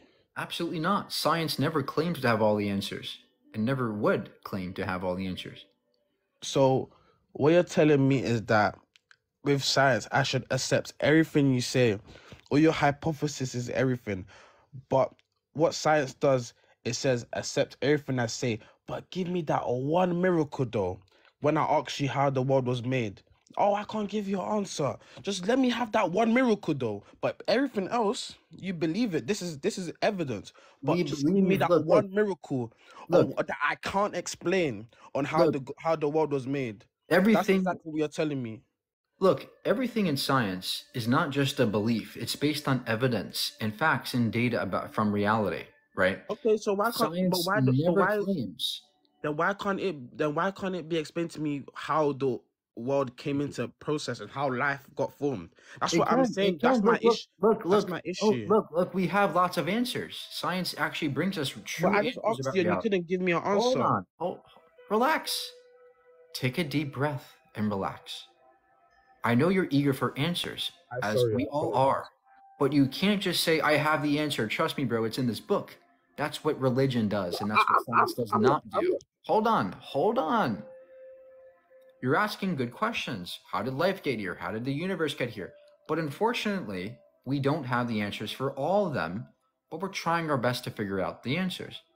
So have some patience, and how about instead of pretending you have the answers, why not try to figure the answers out through experimentation, through methods like science? And we do have some answers. Life is a process, it's a chemical process that emerges from more simpler molecules like amino And acids. every process has a start. What? Every process has a start. A Okay, process where did God start? I'm not even getting onto that yet, but I'm just saying that you're saying it's a process and all of that. But yeah, you can't just say it's a process. I They mean, don't every have process has starts. to Processes don't start. have starts. Processes are just things that things do in the world. They're not No, they're not starts or beginnings or endings. They're that's just a not description of what's happening. that's not really true at all. I mean, if I'm gonna start a process to go to the gym, like, oh, I'm trying to get my body good for the summertime to get fit. I mean, it's a process, right? It's not gonna happen overnight, but I'm gonna have to start that process by going to the gym. It's by starting day one. Yeah, but That's a you're process. assuming that's not analogous, right? When we're talking about chemical processes is just what things do in nature. It's an intrinsic feature of reality that certain chemicals behave in certain ways. There's no start to that. If you're gonna ask what the start of the universe is, that's a different question, and that's something that we don't have answers to. Nobody has answers to, and it's not really relevant to the processes we understand today. I mean, if a farmer wanted to grow crops, in order for him to start that process of the crop growing, he's going to put soil, you're going to put a seed. We're not gonna talking about water it. actions. We're talking about actual chemical processes. We're not talking about a person's actions, right? Okay, Of can you course, give you me can an example, arbitrarily. please? Oh my gosh! Of course, you can arbitrarily point to a specific moment in time where a person starts something, but that's arbitrary. And in actuality, there is no absolute start or beginning to anything. Things are just occurring and changing through time, and time can be eternal. We don't know that. But that's irrelevant to anything you need to understand about the world. There's no need to have an absolute beginning. I mean, you're saying that some things don't just have processes, but I don't know what you're basing that off, because I'm in terms of human Laws of physics, experience and what we see in the world. Please, you're just yapping, right? You're just ba ba ba ba ba ba. Listen to what I'm saying. The processes that make us alive do not have a start. We are just responding to the laws of nature, how the universe works. We are subject to the laws of nature. There's no start to chemistry, right? You're asking, where does chemistry start? That's a non-question. That's a bad question to ask. So you believe that the world just always existed, there was no start? I don't believe that. I don't know if the universe always existed or not. Nobody does. I mean, I just don't you think it's a bit weird how the world is a bit too ordered and too specific? I mean, skin cancer, death, disease, supernova explosions, expansion. That's order? I see a lot of chaos. I see lots of chaos in the universe. I mean, yeah, of course, but most of that is done because of human free will. But I'm saying in terms of no, sir, we do not cause supernovas with our free will. That's ridiculous. No, I'm talking about like things like evil, like murdering, even global warming, stuff like that. Those all because of human. But there's a lot of evils that are not caused by us, like I just mentioned. Okay, can you give me an example? Volcanoes, tsunamis, lightning storms, diseases, cancers. We don't choose those things. I'm pretty sure we contribute to some things like volcanoes, no? Because it's No, we dependent don't on the contribute to environment. volcanoes. No, we don't contribute to earthquakes or volcanoes. No. But I more mean, importantly, my point is that there's a lot of unnecessary suffering in the world around us that, under your view, is not explained because you believe in a magic man that's all good. Why would a good God destroy people with volcanoes? if you believe in the Bible and the fall of Adam and Eve, then that's your answer to it. But Yeah, that's what I don't assume. I don't assume Adam and Eve, especially when there's no evidence for them and there's counter evidence for Adam and Eve. That's mean, ridiculous. Adam Nobody. and Eve are just simply the first humans. I There mean, were whether no first humans. There were no first humans, no matter how you view it, because evolution shows an opposite picture, that there is an incremental process, and there is never a moment where the first human existed. It's a very slow process. so that process didn't lead to the first human.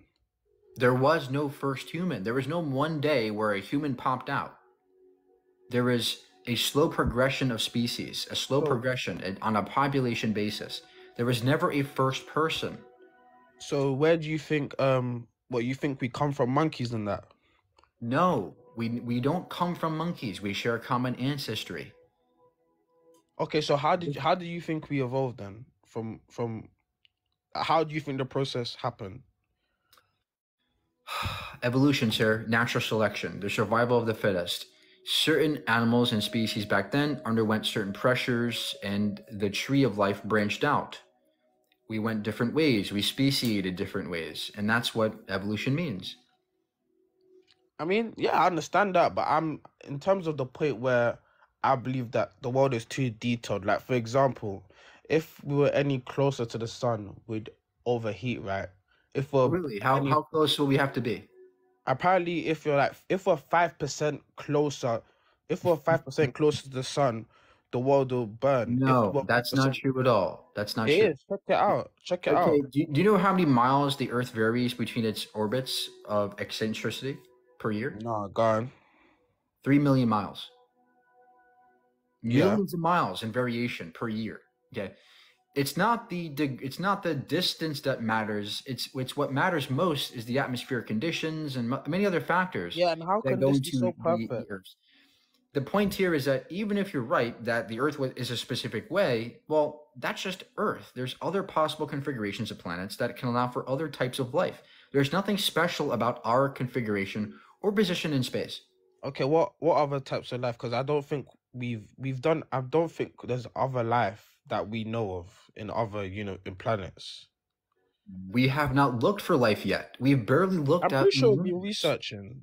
There's been researched, and we haven't found any life yet in other planets. It hasn't been proven yet. Sir, saying that we haven't found life, therefore God, is like looking at getting a glass of water from the ocean and saying, "Where's the whales? I don't see whales in this cup of water. There must be no whales." That's what you're doing. Your sample size is too small. We have not even looked out in the universe yet for life. It's a vast universe. Trillions and trillions and trillions and trillions of stars. There's more stars than grains of sand on all the beaches of the earth combined.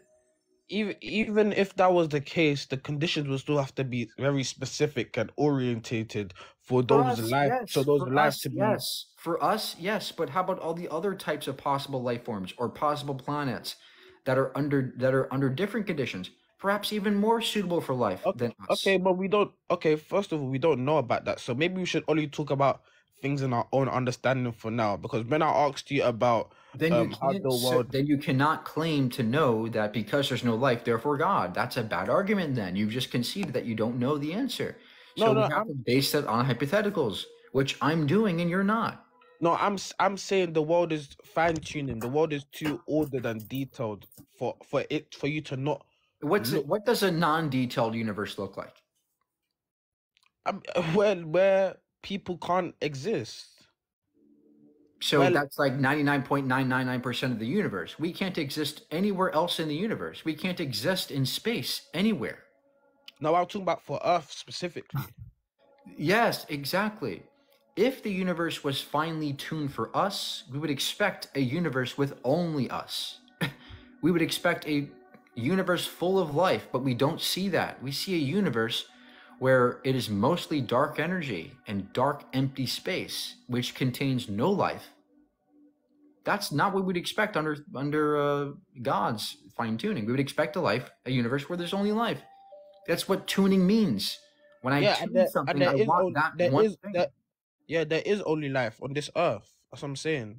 We don't know about the other planets. Yeah. And let's say most of the universe is not even matter. Did you know that 95% of the universe is dark matter and dark energy?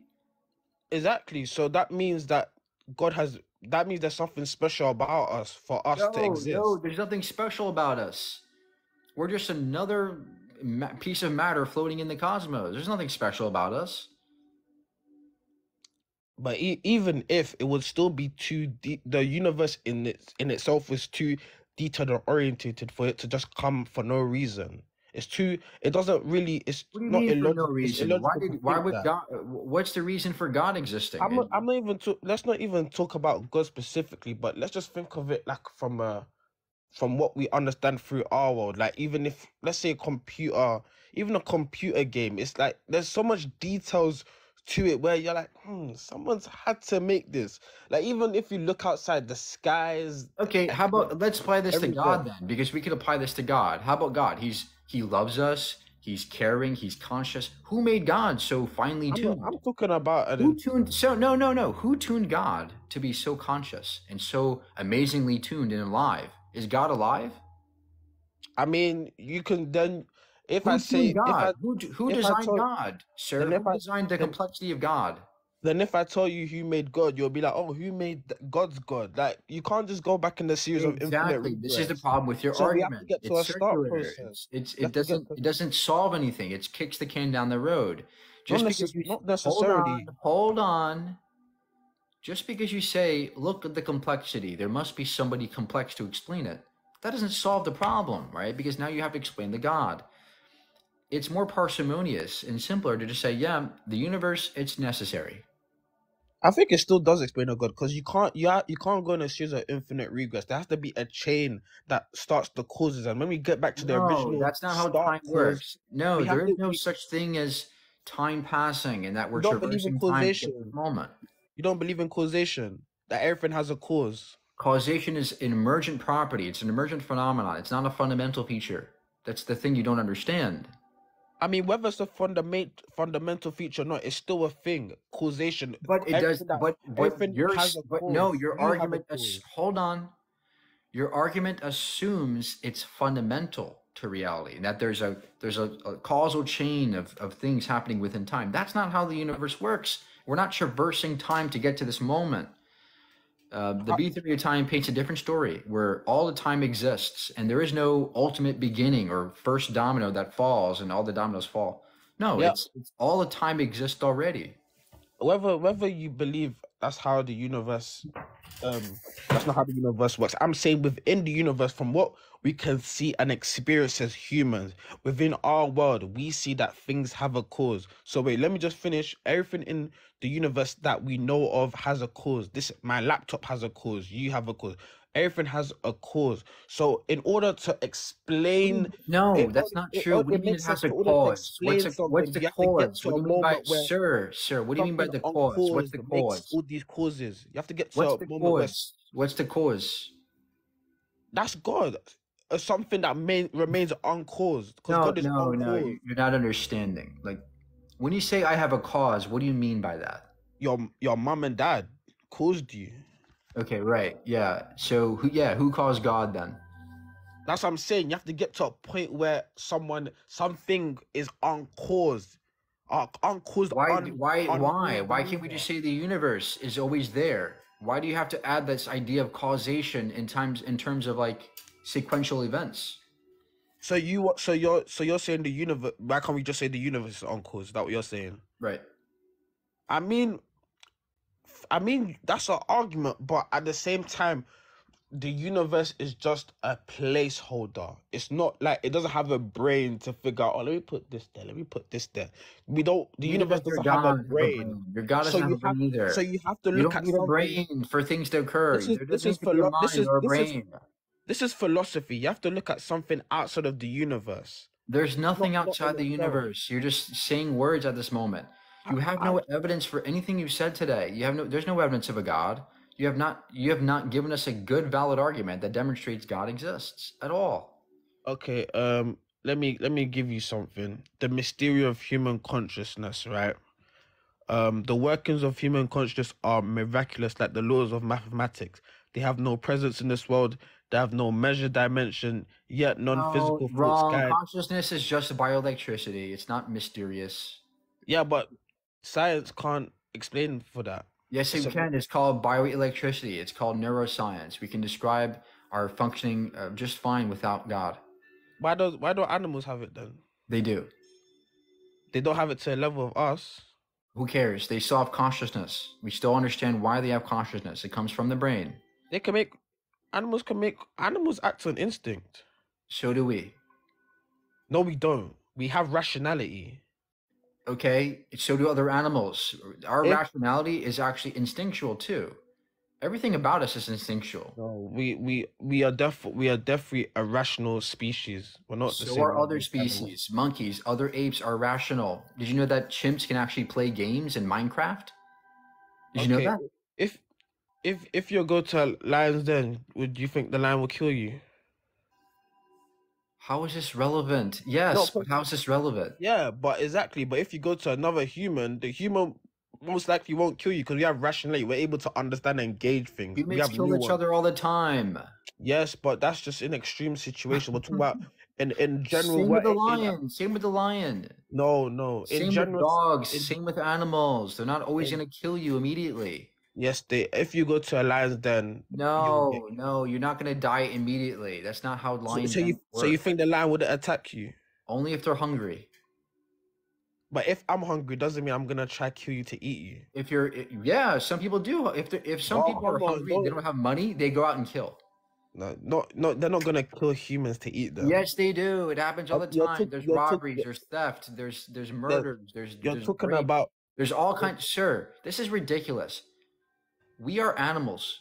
We rely largely on our instincts, just as other animals do. Just because we have a bit more cognitive ability does not mean that we are somehow a separate category from the other animals. We are still part of the spectrum of animals on the planet. And there's nothing about us that is special in any way, objectively, about our existence. There's nothing about us that signifies a God at all, even if we're different or complex. So do you believe a human life is as valuable as a... No, I don't think your life is as valuable as mine. But it doesn't mean I get to kill I'm saying as an animal. We are animals, yes. No, okay, like as a, let me think, as a tiger is my... No, my life is the most valuable to me. No, but I'm okay, cool. Nobody's life is more valuable than mine. Okay. Okay, so if someone gave you an option, hey, well, I don't know your name, Mike. Mike, you have to choose between him, me, Owen Lane, and this random tiger living. Who should I shoot? Who you gonna tell them to shoot? No, the animal, of course. I value humans over the other animals. Why? Because we actually have more abilities. Like what? Intelligence, cognitive abilities. We have. So you admit there's legal implications to us. So you admit my life is more valuable than that. Emotional reasons, there's empathetic reasons. There's vast reasons why I value humans over other animals. So you're admitting human life is more valuable? Yes, human life is more valuable to me, but I don't see how this is relevant at all. But you just said before you wouldn't see no difference between my life and another animal's life. There's no intrinsic difference. Value is subjective. It's not intrinsic, right?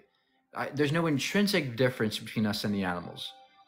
So are you saying you're just saying that from a biased standpoint because you're a human? Yes. No, my value is subjective and biased, but the intrinsic value, I don't seem that objectively to see anything like that. I personally don't see any intrinsic value. I don't think animals have any greater purpose in life. Okay, that's your opinion. Congratulations. I don't see why this is relevant to the topic. I mean, is it really an opinion? I think it's what purpose? Yes, because what What's makes an you say animal's that? life Because you purpose? just want to say that. That's just your opinion. It's What's an animal's subjective. what's an animal's life purpose apart from to That's merely survive? to live and love and be happy and peaceful. Love? Yeah, animals can love. So there's animals that eat their babies. Is that love? Some people eat their babies. Is that love? No one does that. Yes, they do. People are mad. Some people are crazy. They're maniacs. Can we? There's no need to talk about minute examples. Look. Maybe you're a kid. Maybe you're a child. You don't understand what I'm saying. But when you grow up, you'll recognize that there doesn't need to be. There's nothing about humans that's special against the rest of the universe. There's just nothing that's intrinsically makes us special. That's not to say that we don't think we're special. We do think we're special. But objectively speaking, there's nothing. So that means you don't believe in love, none of these things. What? I believe in love, sir. But so if you don't believe in God, where do your morals come from? My brain. So, but that means that no one's really wrong or right then. Objective? There is no objective right or wrong, sir. Neither do you have an objective right or wrong. You just think things are wrong, right? Are you Muslim? No, I'm Christian. Okay, you're Christian? Do you think it's wrong to wear mixed fabrics? What's that? What do you mean by that? That's a Christian law. You can't wear mixed fabrics. I didn't know about that one specifically, but what mixed fabrics? Like what? I ain't heard about that one still. Do you think it's wrong or right to wear mixed fabrics? I don't see any. I'm not sure. I really don't know. It's just your opinion at this point, right? There is no objective right or wrong. Does that say that in the Bible? What? Does that say that in the Bible? Yes, in Leviticus it says you can't wear mixed fabrics. If you do, you'll die. Old Testament or New Testament? Isn't that the Old Testament? Yeah. Yeah, but as Christians, we believe in the New Testament. Oh, okay. So now you have different morality. And so now your morality just depends on the context, right? Not necessarily. So you're just proving my point that there's no objective right or wrong. It's just, we just make it up. There's no objective. Is raping wrong? Yes, to me it is. You just said there's no objective right or wrong, though. It's still wrong to me, subjectively. No, but so that means so if someone else found no problem with rape, you're saying they can't be wrong? There's nothing objective. There is no objective right or wrong. But to me, rape is always wrong. Yes, and if somebody thinks it's okay, I think they're crazy. Why do you think they're crazy if there's no right or wrong? Because to me, I think that rape is a very clear, intuitive thing that it harms somebody, and if somebody else doesn't see that, I think they're mentally crazy. It doesn't make it that there must be some objective wrong there, but it doesn't mean that I can't have an opinion about what's right or wrong. I still have an opinion. My opinion is still real.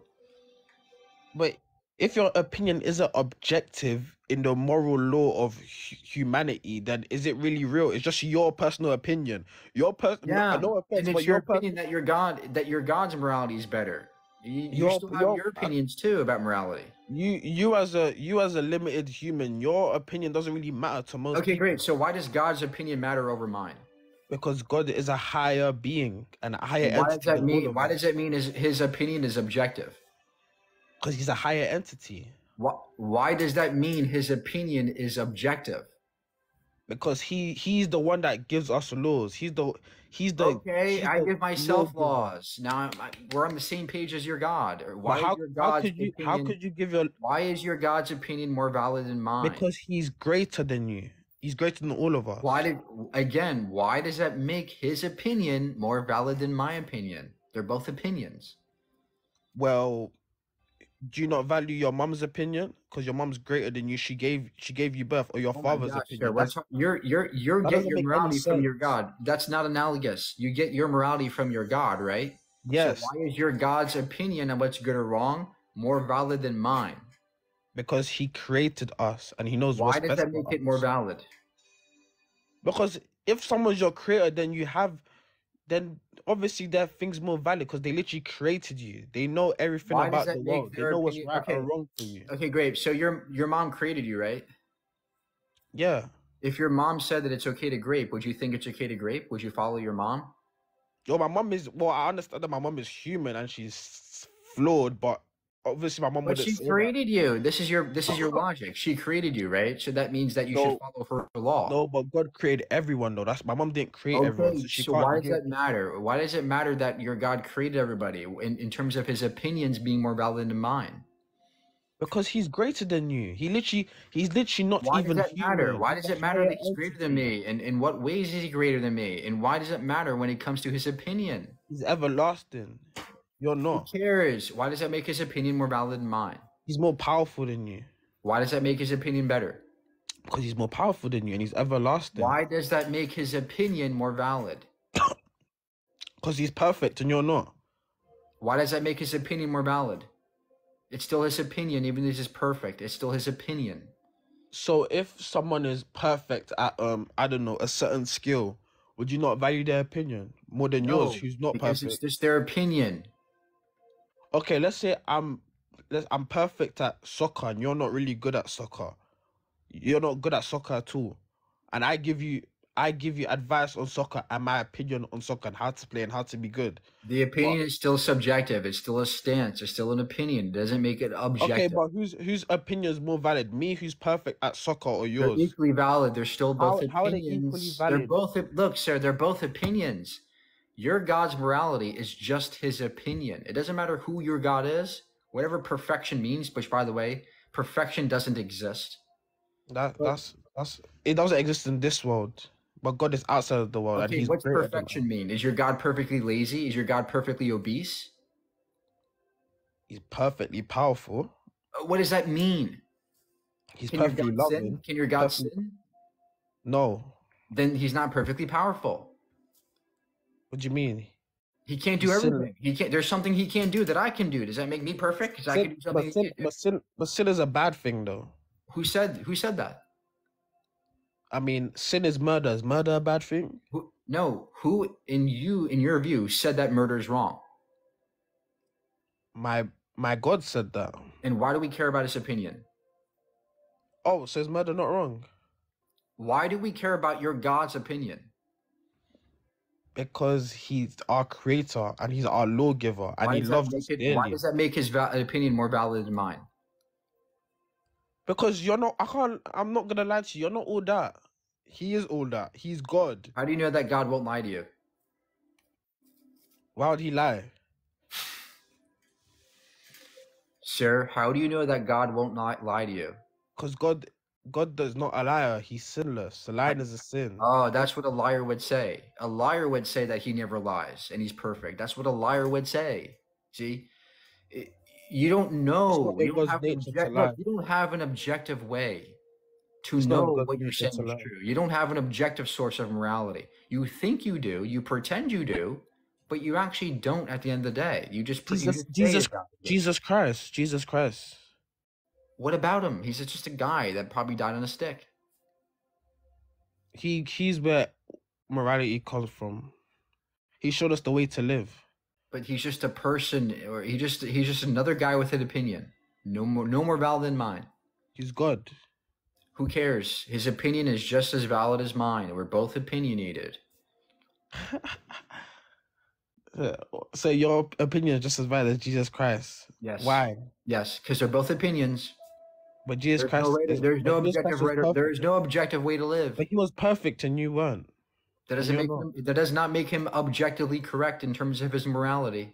But I don't understand your point because as I said with my example before, if I am perfect at something, if I'm perfect at coding, right, and you don't even know how to code, why would you be able to give advice on something when you're not good at it? But you wouldn't take advice from someone who's perfect at it. That doesn't make sense. Your teacher, do you not take advice from your teacher? Your teacher teaches you how to do stuff because they know it. You don't know anything. You're not understanding. It doesn't matter how perfect your God is. At the end of the day, it's just his opinion That is not objective. There is no objective morality outside of your God's opinion. You can't escape that. By the way, you're smuggling in this notion that perfection is a real thing. It's a relative term. Perfection is not a real thing. It's a relative thing. So do you not believe some people's opinion is more valid than others? No, they're all opinions. They're all equally valid. They're all just opinions. But so that doesn't make, you're just being dense at this point, because if you know something more than me, then obviously I'm going to listen to your opinion more, and my opinion isn't right because I don't know what I'm talking about. That's just basic human understanding. What you're talking about is just, you're just trying to be, I don't know if you're trying to just play or something, but that doesn't make sense. Even you know that doesn't make sense. If you know a lot about science and I don't know a lot about this certain topic we're talking about, I'm gonna listen to you and hear your advice and hear your opinion. My opinion ain't valid because I don't know it. So yes, in this world we tend to look at other people's opinions, and other people's opinions is more valid based on what they know. That doesn't make any sense.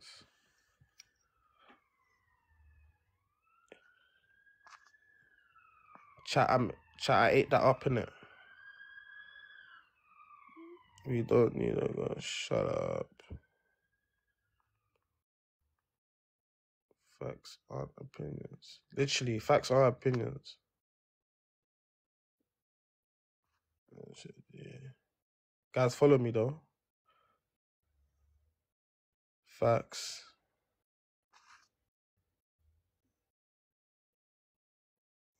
I said, oh, guest. You guys are homosexual. Oh, guest, I hope you guys find God in it.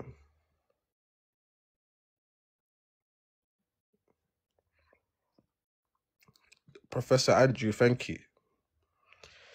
Thank you, Professor Andrew. You guys find God, find Jesus Christ.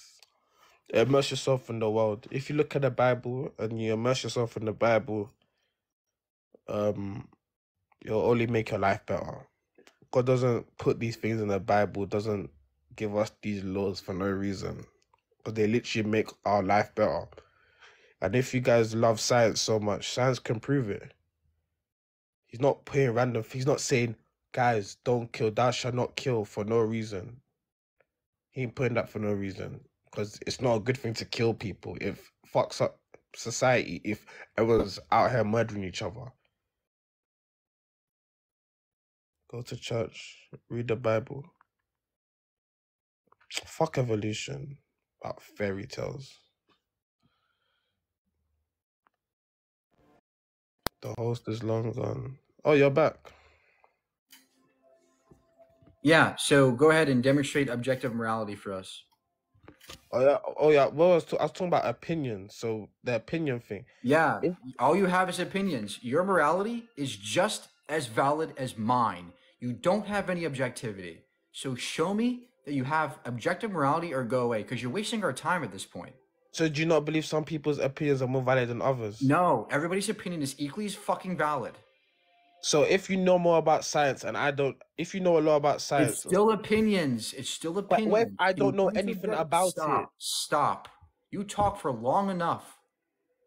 Show me evidence of objective morality or go away. You're wasting our fucking time. You have no idea what philosophy. You're wasting your own time. It's great wrong. It's great wrong. So go ahead and demonstrate objective morality now. Grape is objectively wrong. That doesn't make it objective. Grape is objectively wrong. Prove it. Is pedophilia objectively wrong? Prove it. Prove that it's objectively wrong. I'm asking you a question. Is pedophilia wrong? Asking questions is not an argument. So prove that objective morality exists. Grape and pedophilia is objectively wrong. And if you don't believe that, you're a weirdo, sir. Okay, that's not an argument. Show me that they're objectively wrong. The Bible. And show me that the Bible is objective. How is the Bible objective when it's a book of stories? There's laws in the UK and in America that is literally based on the Bible. That doesn't make it objective. It does. It's objective because it comes from God. Show me that God's morality is objective. What do you mean, show me? If God created the world, he's going to lay down the laws for the people. That doesn't make them objective. They're just things he says. They're just opinions. It's How do subjective because you? he made it. He's still a subject. God How's is he? a subject, right? No, he's not is a subject. God is a higher entity. And does God have a mind? Yes. Then he's a subject. He has a mind with opinions. So why is God's morality better than my morality? Because he knows more than you. Because he knows more than you. No, why is his morality objective? Because he knows more than you. Why So that does not make it objective? if someone knows more than you, they can tell you Okay, stuff. do you know what objective means? Yes, I know grape is objectively wrong. No, and no, pedophilia is no, no. Do objectively you know what wrong. objectivity You don't agree with means? that. No, you're not going to do this dumb shit. Do you know That's what what you're doing. objectivity means? Yes. What does it mean? Objectively means that it's set. This is wrong, and there's no arguments. There's no. No, that's not what it means. This is why you're confused. What's Objective objective? means stance independent. No matter what anybody's opinions or stances on it, it is That's objectively literally what I wrong. just said. That's literally That's what I what just said. that means. Do you You have that just for said your it. You God just said now? it in a fancier way. I literally just said that. Do you have objective morality for God then? Can you show it? Why God's thing is objective? Yes, because he's God. I mean, That's the definition. circular, sir. That's The question def, the, begging. That's the question begging, definition. sir. The definition Can you of a God. demonstrate that God's morality is objective now? I mean, if he's perfect and he's a higher entity than us, then yes, it's going to be objective. If someone Why? if Why? someone creates Why? the world, Why? Why? if someone creates a world full of people under him, it's only right that he makes laws for them to live and live. Sir, I guide don't them care if through he life. makes laws. It doesn't make the laws objective. This is the thing you're not understanding. Just because you are a man who makes laws doesn't mean they're objective. God ain't a man though. So can you demonstrate objective morality now? God isn't a man. Oh my gosh. Can you demonstrate objective morality now? You just said a man that makes laws. God isn't a man. He acts like a man. He's jealous. He loves. He's compassionate. He cares what you do with your pee-pee. Go ahead and demonstrate God's objective morality. How is Jesus jealous? He says it in the fucking Bible. What does he say? That he's a jealous God. Now, can you demonstrate your objective morality now? Can you demonstrate your objective morality? Hey, give me the verse before you just say stuff. Okay, no problem, buddy. Will you concede when I show you the verse? Will you concede? Will you be honest with us today when I show you the verse? Oh, yeah. Okay, great. 34:14. Exodus 34:14.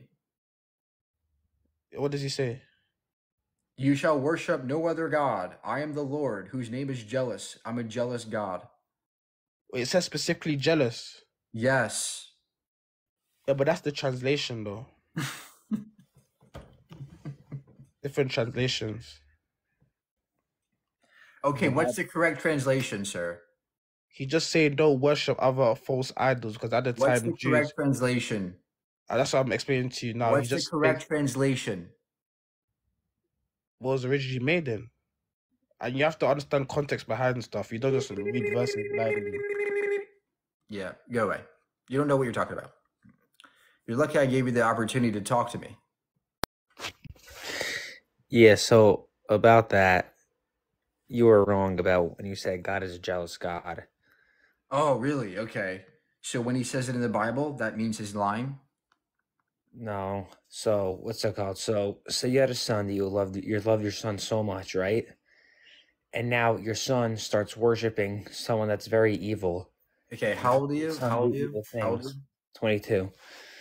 Okay, great. So go ahead.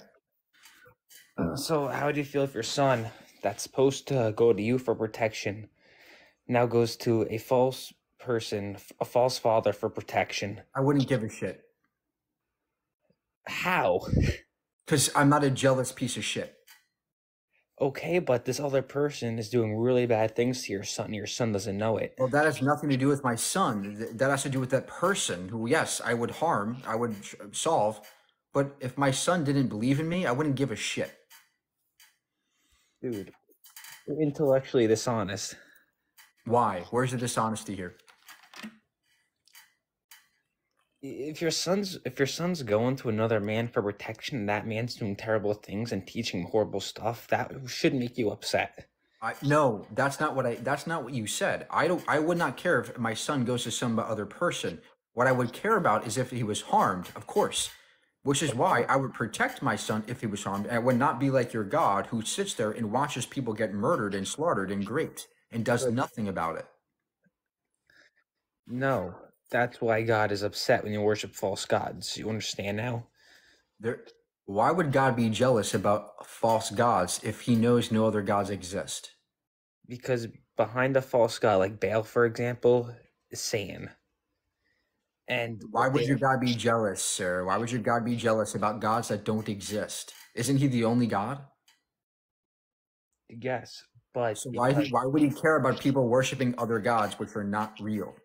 Because what they were doing was putting babies on top of hot molten lava to sacrifice the babies to Baal. That's different. That's an action. But the very thought of worshiping somebody else should not worry God if he exists, which he doesn't. Yes, but I'd love to see evidence of this God. I mean, you guys claim that he exists. I'd love to see evidence for it one day. You know, you can't disprove it either. Sure, we can. How can you disprove it? Well, we have the divine hiddenness issue. We have the omniparadoxes, the problem of evil, the lack of evidence. I can go on and on. I think evolution is just a theory, and it's called the evolution theory. Well, then you're wrong, because evolution is not a theory, it's a fact. Evolution is demonstrable, repeatable, testable, verifiable, and observable in every way. We have the DNA records, we have fossil records, we have genetic evidence. There is no reason to think that evolution is a theory. Natural selection is a theory that explains evolution. But by the way, theories are explanations for facts. Not just random ideas. Yeah, well, okay, evolution does exist, but you're talking about the human evolution coming from fish. I have problems with that. Yeah, because your ignorance is showing when you say, I have problems with that, when we can demonstrate this with the fossil record. It's not that we come from fish. This isn't Pokemon. We share common ancestry with other animals in a tree of life. That's what evolution describes, in which you don't understand. That's why you're confused and you're having trouble understanding evolution.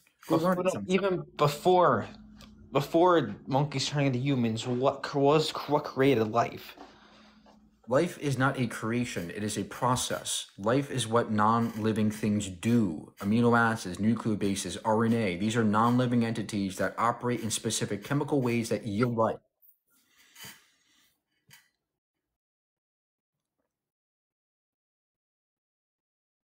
You there? No. Yeah. I had a phone call and I messed everything up. You there? Yeah, I had a phone call and I messed everything up. Yeah. I had a phone call. Come back when you learn more about the universe around you. Hey, what's going on, man? Hi. What's the discussion about?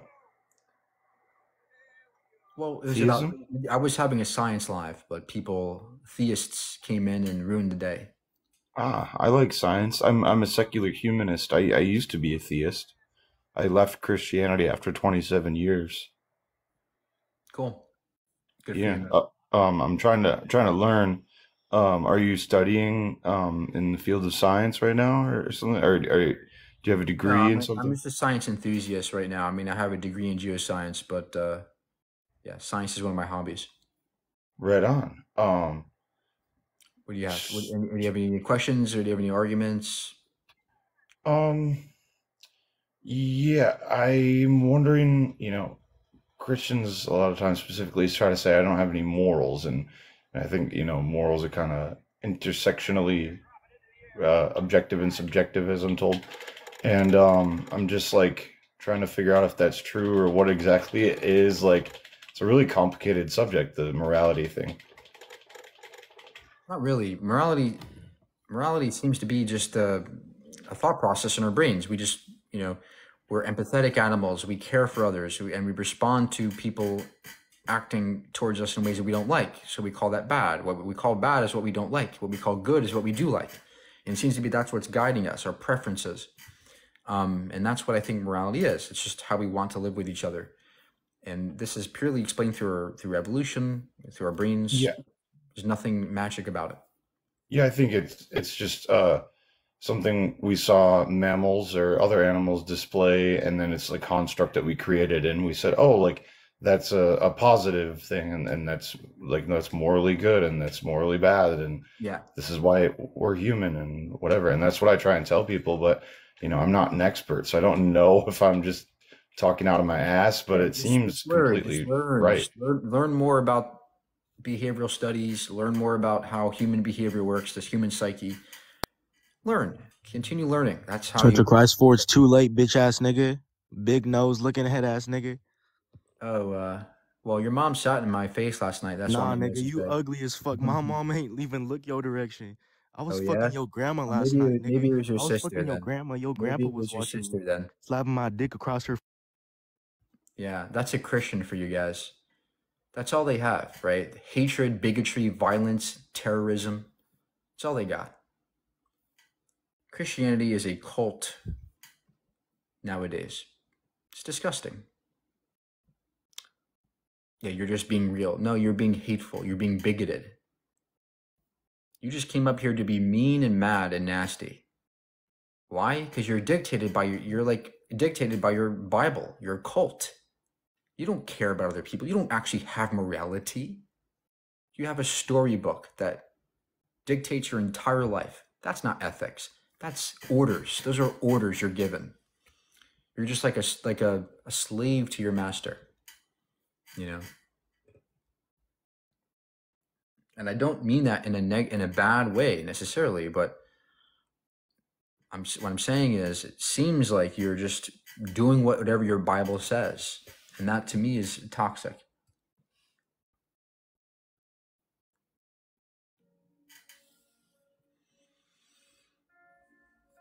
Mike, you're done. Yeah, that's all you guys can do. You're done. You're done. Ha, you're dead. You're done. You just want me to go away because you're scared. You're scared of me speaking up and having a voice because you just want me silenced because you can't fight back. You don't have counter arguments. You don't know how to counter what I'm saying. So you shy away. You just want me gone.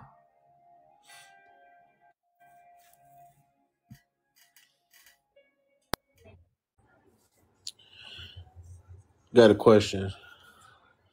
What came first, the chicken or the egg, in your opinion? Yeah, this question is malformed. There was no first egg or first chicken, but some people think it's like a proto chicken that was not necessarily of the same species or the same genetic material. But this answer is the question is, I think, malformed in the first place. Yeah, but I don't know the answer. Just wanted your opinion on that. Yeah, I don't know. And one more thing. I know a lot of people come on here and talk a lot of shit or whatever, man, but a lot of stuff. All right. Anybody else want to come up and try? The question's malformed, guys. Like asking what came first, the chicken or egg. It's like asking what's at the edge of the earth. It's a bad question, right? The question's malformed.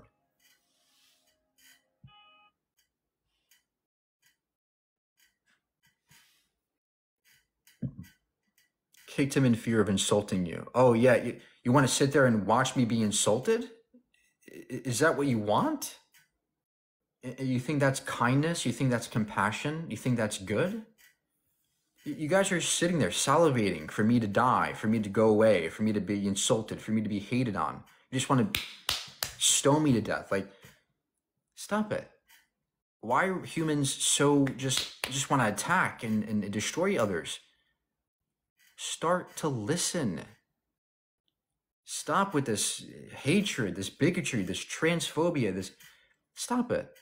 Listen to other people. Learn about them before you hate them. You're so quick to hate. We're so quick to hate. Learn.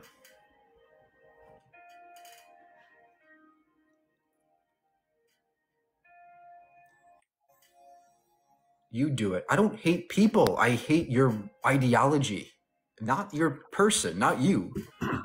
Hello. Hi, what do you got?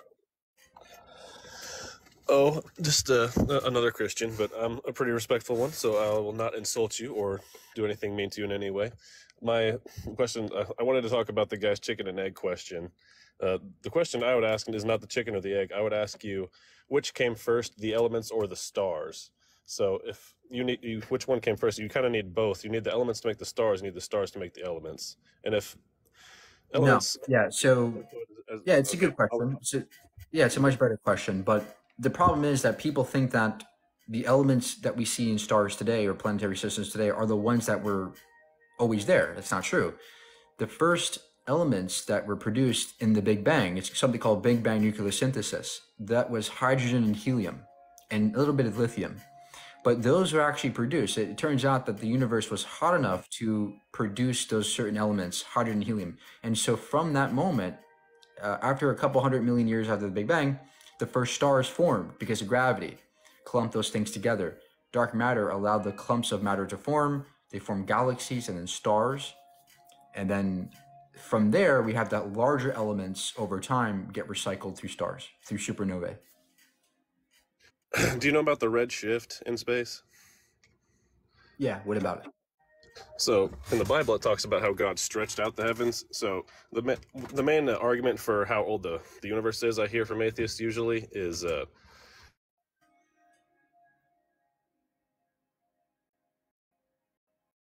We can't hear you. You're muted. Earth is. Oh,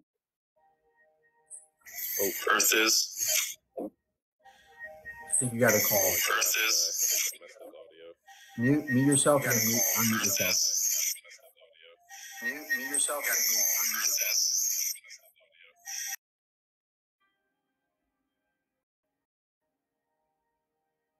All right, now unmute yourself now. It should be better. All right, now unmute yourself now. It should be better. All right, now unmute yourself now. It should be better. I guess not. I'll come back in a second. But yeah. How you doing? Good. What do you got? Nothing much. Just you know, I remember a couple of years ago you being on here, asking for proof for God, and it looks like you have a pretty large following now. Congrats, bro. Okay, thank you. Yeah, I mean, I have a YouTube now, and I have lots of videos there and stuff. So everybody, please subscribe too. That's good. I mean, me and you, we never agreed on anything, and you probably don't remember me because I haven't been on social media for a couple of years now. But yeah, as far as evidence for God, because I know that's one of your main things. Still haven't found any physical evidence, nothing that I can point to as far as scripture in the Bible, which I know is unacceptable to you. But as far as because I think you're vegan, right? Yeah. So as far as your vegan versus carnivore, I would say that there's definitely a lot of evidence that points to being carnivore more the style that humans were intended to be, whether it be by nature or God, whatever you want to call it. But yeah, you definitely get a lot more vitamins from animal meat and organs than you would Which from one? Which vitamins do you get? Macronutrients. Like what? Like which ones?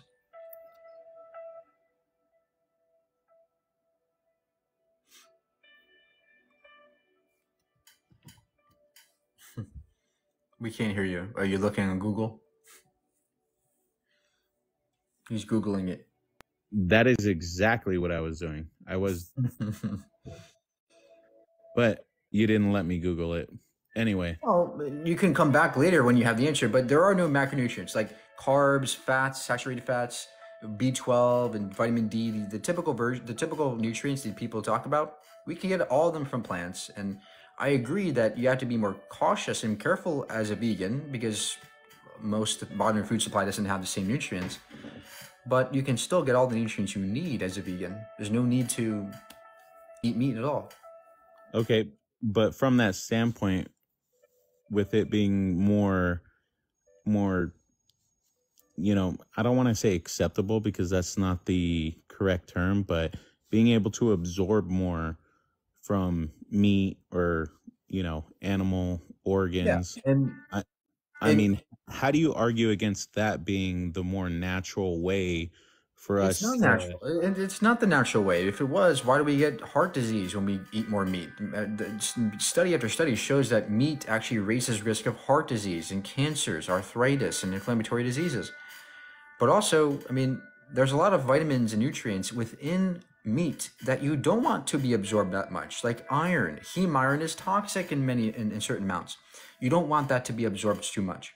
Vitamin A, if you ever hear of vitamin A toxicity, it's a real thing, and you don't want too much of it, which there is a lot of it in meat. So you actually don't want meat in your diet because you don't want to be absorbed to those things to be absorbed too much. You want So the plant-based sources of those things. Sorry, didn't mean to interrupt, but you're talking about in excess, right? But if so, this is obviously a common, probably question that's asked to you. I mean, I don't know, but in a post-apocalyptic world, would you consider eating meat or would you just die? Of course, but we're not in a post-apocalyptic world, right? We're in the You're now, right. so it's not relevant. Okay. All right. Well, hey, Mike. Anyway, you know, always a good time talking to you. I definitely remember you from the previous lives. And hey, man, when I actually have some evidence for God for you, as far as a physical sense or something that you would actually accept, then I will present it on a future live. But yeah, I know that's like your biggest talking point. So Yeah, yeah, all right, man. have a Thank good you. one. Was the Big Bang the beginning? No, not necessarily. Don't hold your breath. Yeah, Mike, just two things real quick. First of all, I'm disappointed to see you still drinking the Fisher's Homes tonight. But secondly, I can solve the chicken and the egg thing. What came first had to be the rooster. Okay, congratulations, you solved it. Yay. Thanks, bye.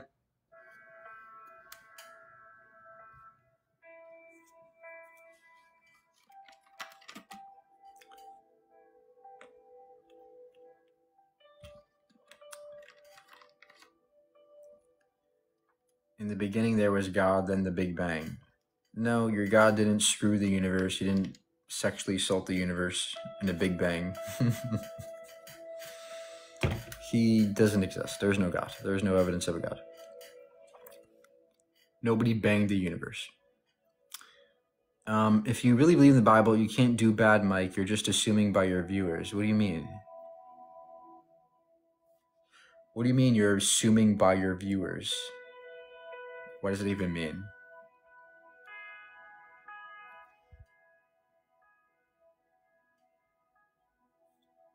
Mathematics prove God is here. Okay, what? 1 + 1 is 2. That's God. What? The number pi? Oh no, pi. That means God is real. Can you explain what love is to me? Seems to be a sequence of various reactions in the brain. Dopamine, serotonin, oxytocin. Those particular chemicals can drive those emotions.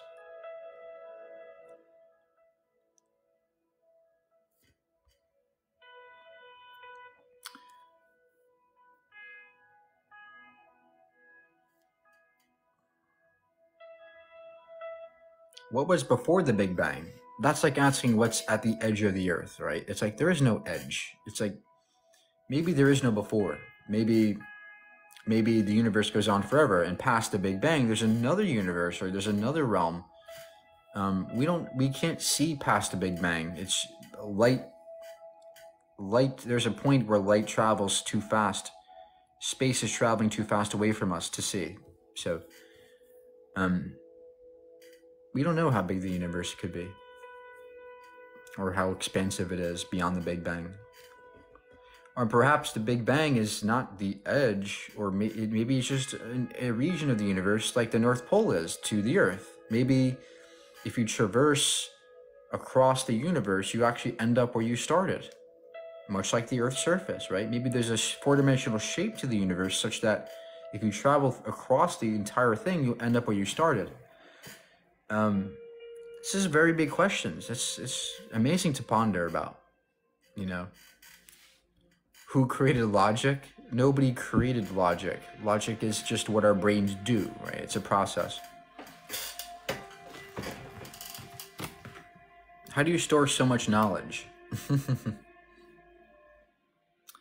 The brain, there's something called neuroplasticity, and it's your brain's kind of way of exercising, right? It's your brain has to be exercised. It has you have to stir it. You have to do something, and you have to continuously be thinking and continuously be learning and keep your brain active, and that's what keeps your memory strong.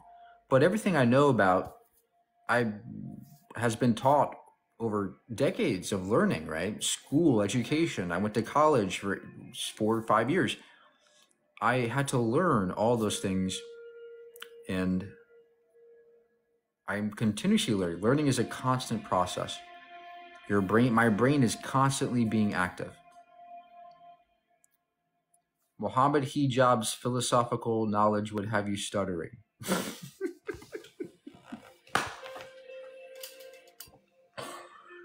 Oh man, you guys are funny. The contingent being. Everything is contingent. God is necessary. That's all he's saying. That's all he has, the contingency argument. Everything is contingent. Where do our souls go after we die? What soul? What soul?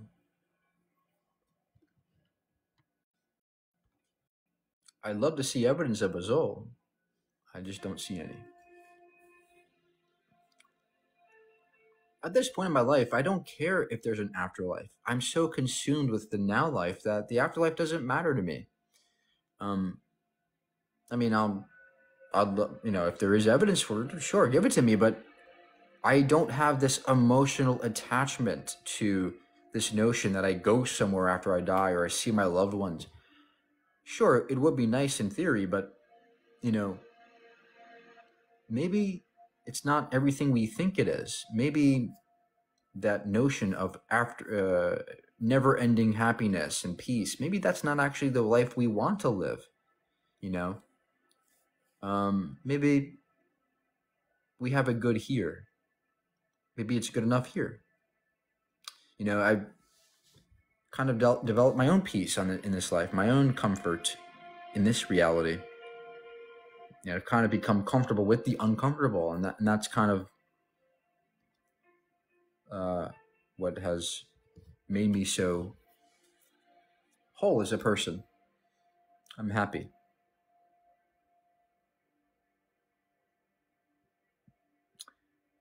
Can you explain how humans came to exist or why Adam and Eve doesn't make sense? Well, I have a video about this on my YouTube channel called Why There Was No First Human.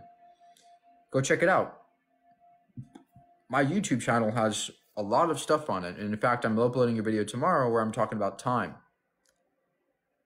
And I talk about relativity. I talk about all kinds of stuff on my YouTube channel. Go check it out. Link in bio. Are insects sentient? Yes, to a degree. It's been shown that insects feel pain. They are social to some degree. Yeah, but it's amazing to think that bees and wasps and ants are really experiencing a social life. We vastly underestimate the power and the cognitive ability of animals, and we overestimate our own.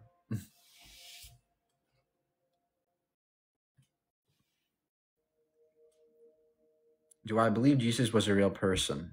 No, probably not. Probably just a guy that they wrote about. If he was real, then they probably just exaggerate. Like, he was kind of like, the Elvis of his day, like the David Blaine of his day. People kind of exaggerated his life story. they made a hero out of him, right? So I think that's kind of what it was like.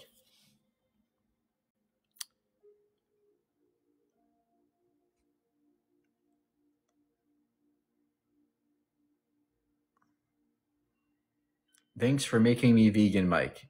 Awesome. It wasn't me necessarily. I was just a catalyst, but it's you that has to make the change. It's actually you that made the change. I was just a catalyst. How do pigeons find their way home from hundreds of miles away? Yeah, that's another great example of how smart animals are. Animals have a sense of time. They have a sense of spatial dimensions. They understand where things are, how to navigate. And they have different methods of doing that than we. I think I heard somewhere that birds actually can respond to magnetic differences in the Earth's magnetic fields. It's amazing how they can, perceive things differently than we, in ways that we couldn't even imagine.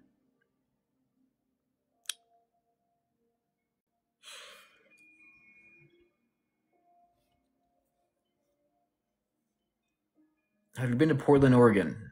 No, but I would like to go there. I would love to travel.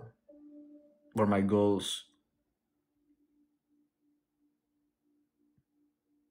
The Earth is amazing. I want to travel everywhere. I want to see so many things and places and people and so much to experience,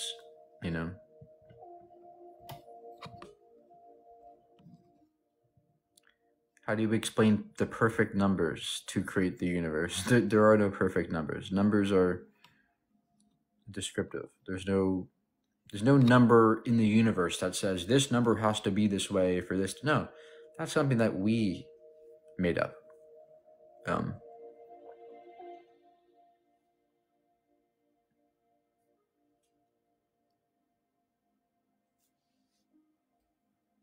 Why did Tesla say the numbers 3, 6, and 9 are the key to the universe? He was mentally deranged. That's why. He was schizophrenic. I'm not trying to be mean, but he was not mentally sound the entire way. He had OCD, he had schizophrenia, he had social disorders, and he was not very mentally sound. But he was a very genius inventor. He was a very abstract thinker, and he was a very kind person. He was a very good person. Unfortunately, too kind, because he succumbed to Thomas Edison's gimmick, right, of DC. Unfortunately, Thomas Edison stole lots of money from Tesla. And Tesla died a poor person, largely unknown. So it's a really sad story. But he was a genius, and he deserves more credit for what he did. But at the same time, many of his inventions were not good. I mean, many of his ideas were not as good as people think they were. He had the idea of generating electricity through the earth, which could never happen. It wouldn't be able to happen. But he thought it would, and it was an delusion.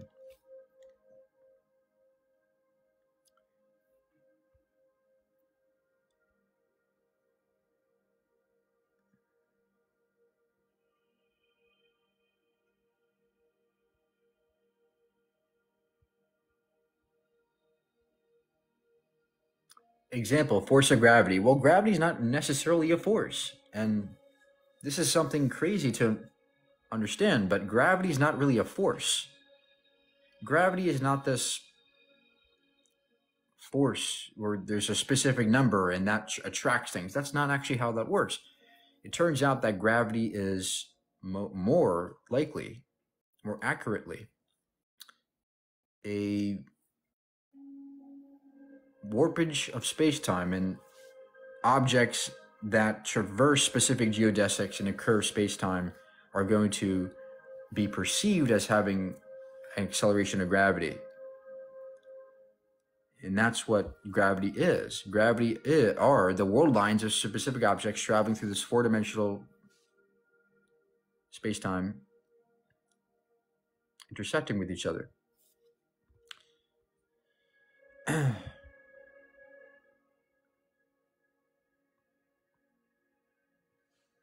Book suggestions, my book, and and this one, Brian Greene's. This is my favorite book in the world, Fabric of the Cosmos. It's really good. Brian Greene, my hero. Also, Cosmos. This is a great book where it shows you all the different nebulas,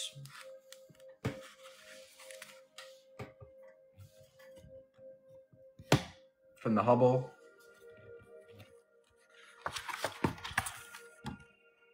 Stars and galaxies. I mean, just look at the wonders of the cosmos at our fingertips. There's the Horse Nebula. Wait.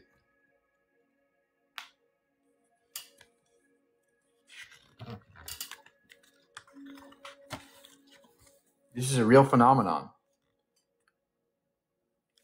It's a real photo. It's real. Oh, yeah. This is how a star dies. This is a solar nebula, is planetary nebula, because as the star dies, all these gases from the interior of the star shed away. They pulsate away from the star as it decays and dies.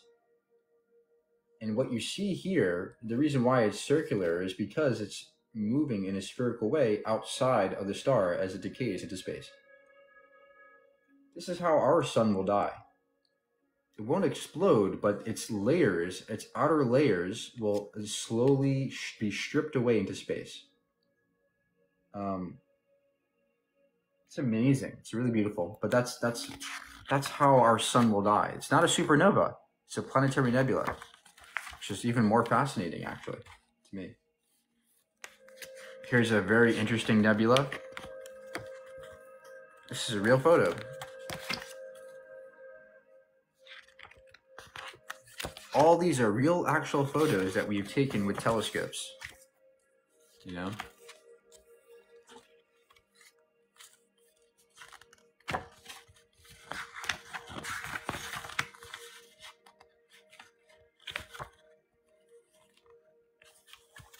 Here's our sun. It's a big ball of plasma. These are real layers of the atmosphere of the sun. Just powerful magnetic loops constantly, right? The reason why the sun is like this is because these are tons of magnetic loops that burst out of the sun. There's so much, it turns out there's so much heat and energy that it generates its own magnetic spheres. Like, it generates actual magnetic loops. They're so powerful. They shoot out into space. Like that. I mean, look at those coronal loops, man. They're giant. They're gigantic. You know, that's what our sun's doing. That's literally what we orbit.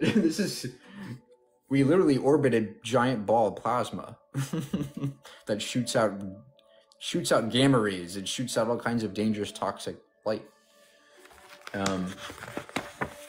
Oh, here's the planets. Oh yeah, the auroras are that solar energy interacting with our ionosphere, right? Our outer atmosphere actually has ions that are to be charged by that light from the sun, and they light up, they glow up in the sky, and we see them as auroras because these are the weak spots in the magnetic sphere, right? And other planets have them too. Saturn has auroras, also rings. Yeah, here's an actual photo of Saturn's auroras. It's amazing. It looks, you can see at the top too. You know, and the rings are gigantic. The rings are the rings are not thick. They're actually very thin, relatively speaking. It's just the angle we take these photos are angled such that we see them as very thick, but they're actually very thin.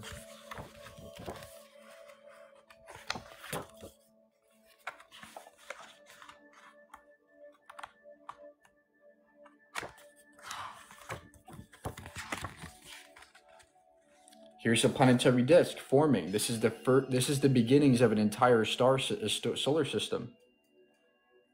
You can see there's a push outwards from the star when it's young. It pushes out material, and that's why it gets cold and it forms a disk around the star, which then eventually becomes planets.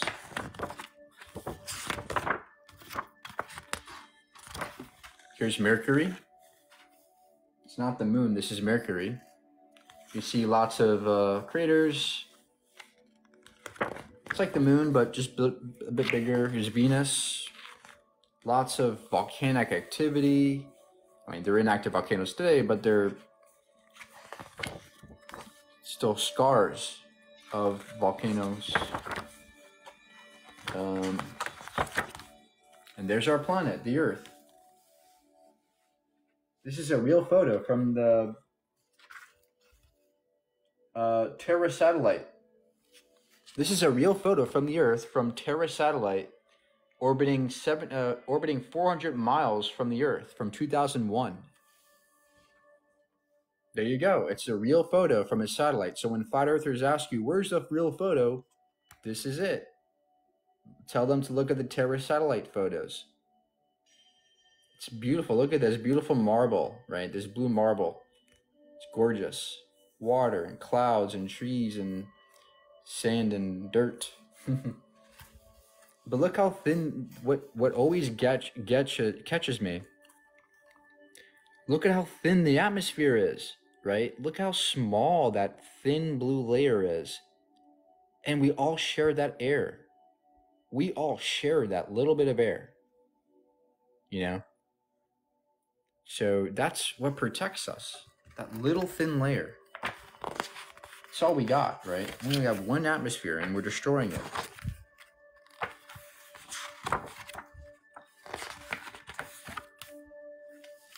Here's Mars. Now you can see in Mars you have ice caps. These are ice craters too. There's craters full of ice. Mars was once covered in water. Over time, the water was stripped out into space. Some of it went underground, formed ice lakes, craters, and ice caps.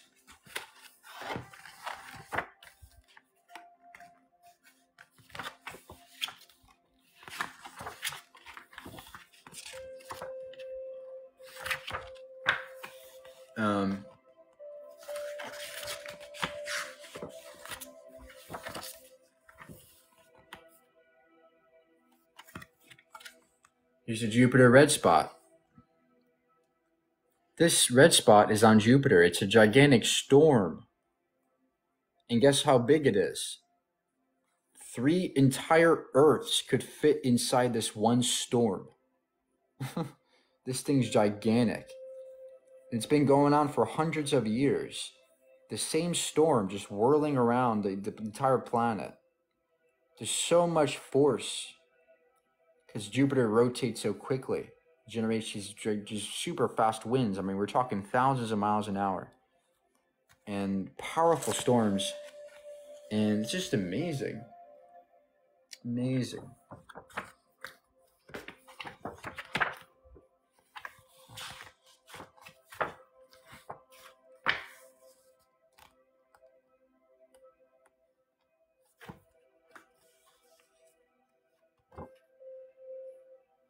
Here's our moon. Beautiful rock. It's not just a rock, it's a boulder. And here's the Earth from the moon, a real photo taken from the Earthrise observed from the lunar orbit from Apollo 17. This was taken from Apollo 17 mission, a real photo of our planet from the moon. Where's the stars? Well, because of the camera, there's not enough exposure to see the stars. The sun is in the way. You can't see the stars. It's like on a day, like on a day, right? Like on the Earth, you can't see stars during the daytime. The sun's light is too powerful, so you're not going to be able to see with the camera. At nighttime, you can see stars, but not during the day, because this is during the day on the moon.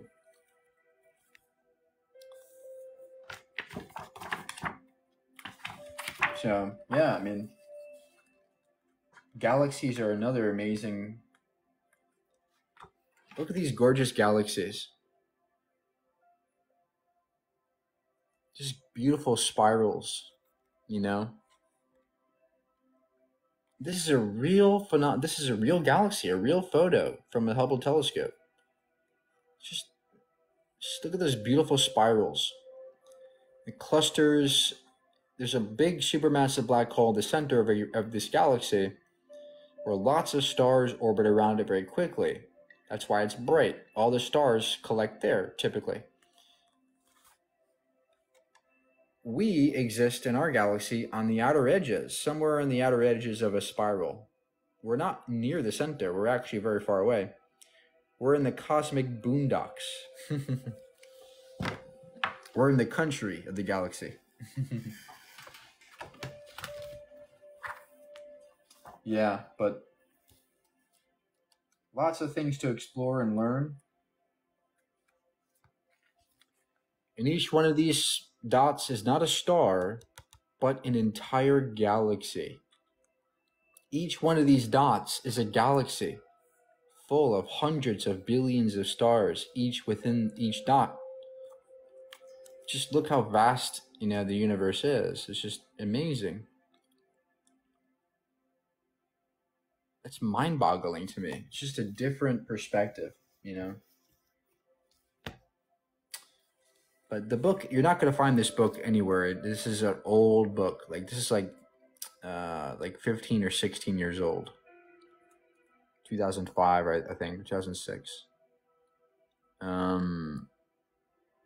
It's called Cosmos, Images from Here to the Edge of the Universe. Stephen Hawking wrote a bit of it. So yeah, I mean, the universe is awesome. It's full beyond measure. Elegant truths. Amazing things to learn about. So it's kind of like going on a trip and coming back and going, wait, why are people so hateful? Why is there so much bigotry? Why is there so much violence? Why? Right? Look at that picture, right? This perspective changes you. When you look up, when you go to space, you learn about yourself on Earth, right?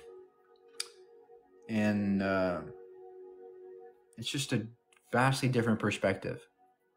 It changes how you see things, and that's why I love science and learning, because it really does change how you see not just people and the Earth, but everything,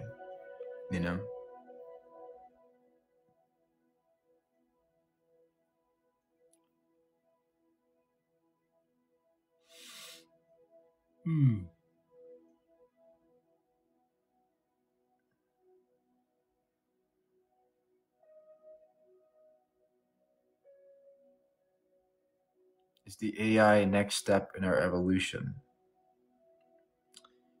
Well, we will be extinct. We're not going to live forever. There will always be another species after us. We will not be here forever. People tend to think that humans will be here. No. Yes, evolution will always occur. There will always be something next. And whether it's AI or robotics or machines or whatever, Hopefully the next generation will be smarter and more and less hateful than us.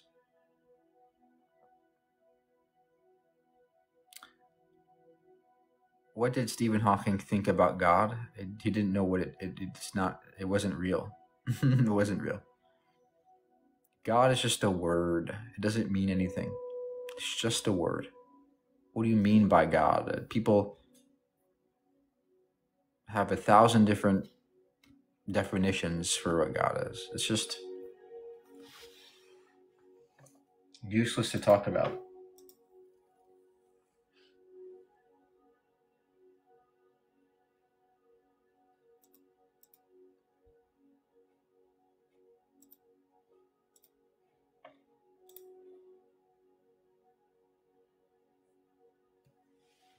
Imagine this: if you can fall in love with creations, how much can you fall in love with God? How do you know it's creation? Guys, I know you want so badly to assume that God made this. I know you want so badly to think that this was all made for you. Look at how appealing that is, to think that everything was made for, oh, look, the stars were made for me, the galaxy was made for me. But from this perspective, right, from a cosmic perspective, it's not evident that the universe was made for me. That doesn't seem to be the case. It seems to be the case that we are insignificant, that we just happen to be here in this one speck. There's no evidence that everything was made for me. As much as you want that, there's no evidence. So before you assert that God created this,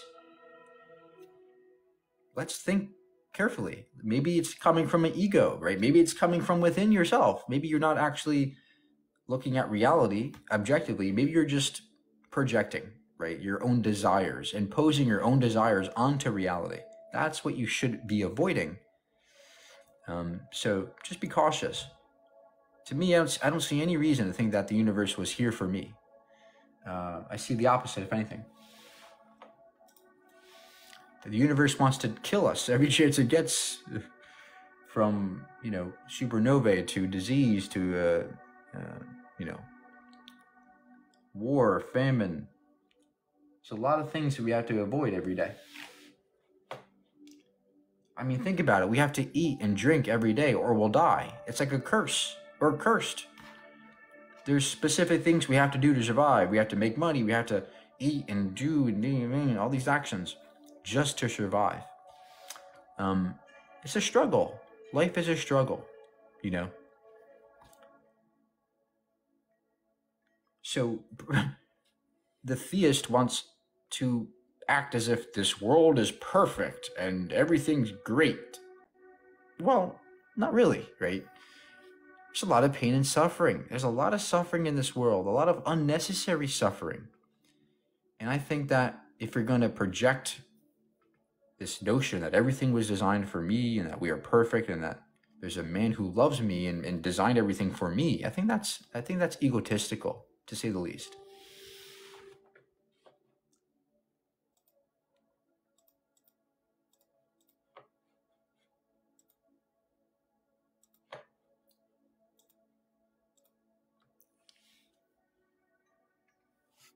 How do you deal with the fear of death?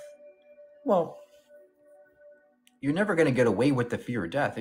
I'm scared. I don't want to die, right? Like, you're never going to get rid of the fear of death. That's something that innate to a human being, right?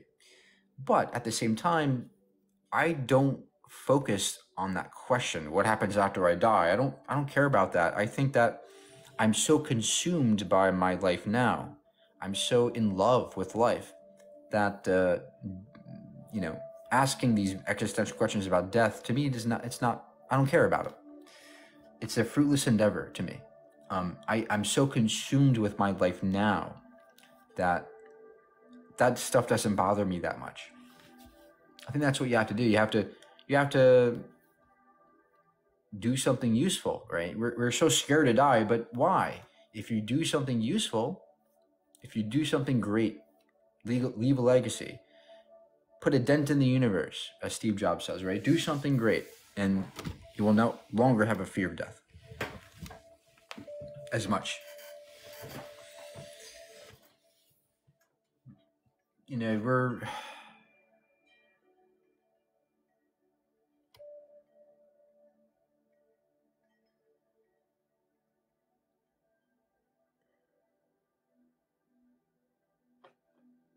are you guys subscribed to me?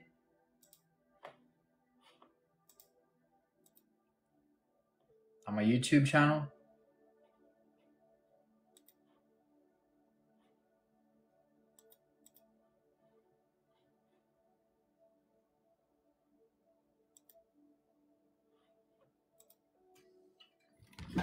I have 4,238 subscribers.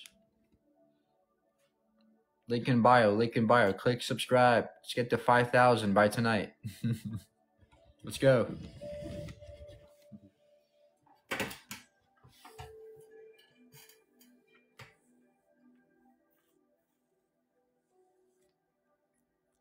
If you overuse an iPhone, it breaks. That doesn't mean it wasn't designed by a creator. Right, but the problem is you're asserting that the iPhone is perfect and can never. Everything's great about it. It was designed by an intelligent being. What kind of intelligent being would design buttons to break? That's the problem, right? We live in a universe that doesn't seem to be designed in any perfect way. It's just a universe.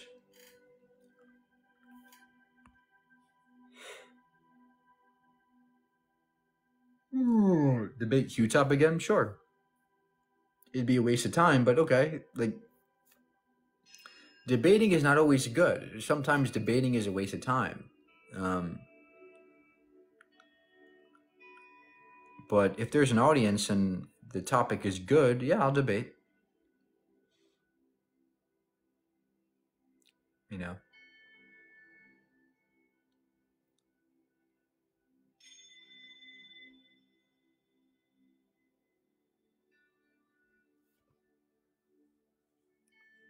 Your perfection is evidence of God. What perfection? What do you mean?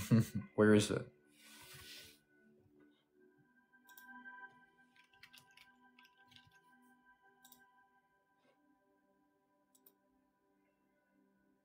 The word perfection is a relative word. It doesn't mean anything objectively.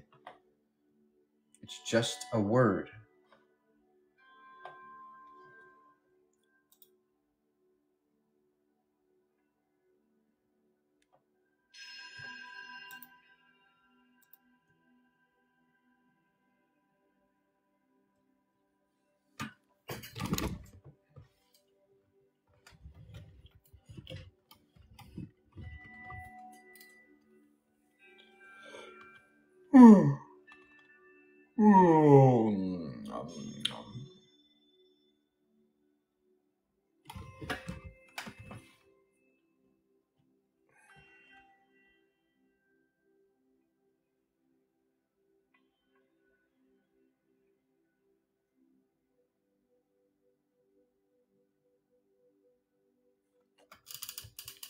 What games do you play? I play old school games like PS2, PS3 games on my emulator. But I like the new Spider-Man games though. Have you ever been depressed? No. Fortunately. How did existence start without other being above us? I'm tired of talking about that stuff. It's so tiring to talk about that. It's just so sad to see people so focused on this religion stuff that like they miss the richness of reality out there. Like they're so focused on their religion that they don't see the rest of the world. There's more to life than religion. And if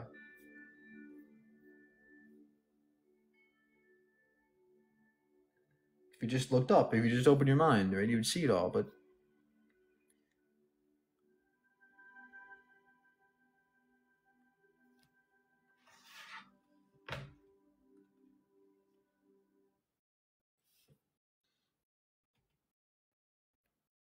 Well, that's why we're here. That's your opinion, right? You don't know that.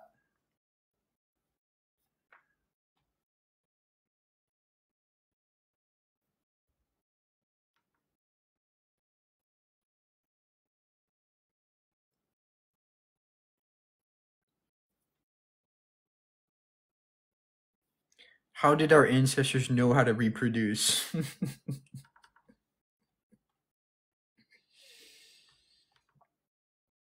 They were told by God, "Hey, reproduce, guys." No, it's a chemical process. Look, guys, what makes you attracted to other people is a chemical response in the brain, right? The reason why we're attracted to certain people is because your brain lights up and goes, "Wow, there's a mate. There's a mate. Go mate." Like our brains are responding. So I know you religious people want to shun that away. It's like, "Oh no, lustful thoughts are bad, they're evil." No, it's just being human, okay? And that's what dictates our sexual reproduction. But in terms of bacteria, the same phenomenon's occurring on a simpler level, right? There's a chemical response that dictates how they reproduce. It's just chemistry. That's all our life is.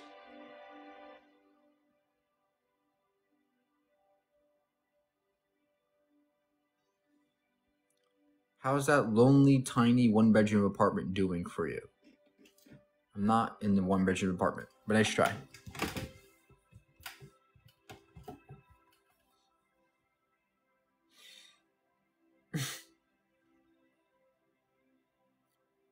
Lustful thoughts are actually bad. God made it possible to reproduce. Why did he make the reproduction unit next to the waste unit in our bodies? Why is our anus next to our, genitals? Why would he make it so that we get infections and disease there all the time?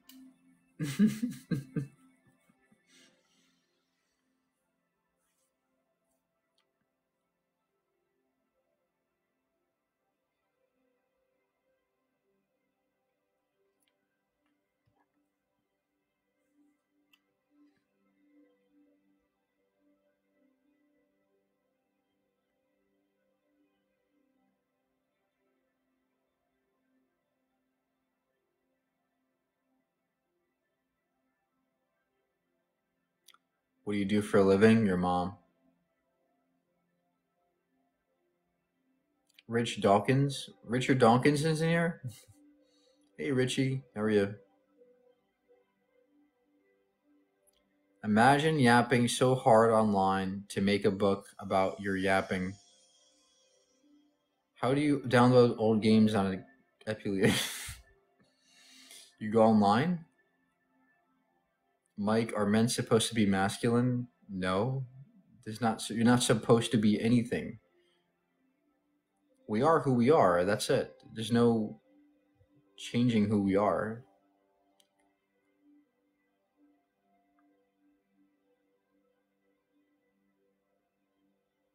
Thank you for the gifts. Thank you. Really appreciate that. What if God punished you immediately for our sins? There is no. All right, now you guys are getting silly.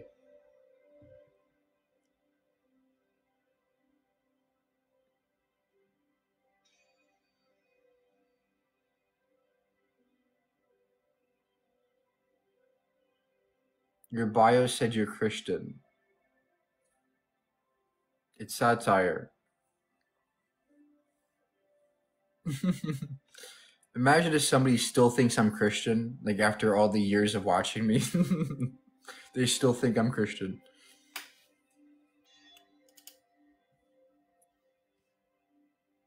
He must be joking. He must be really a Christian.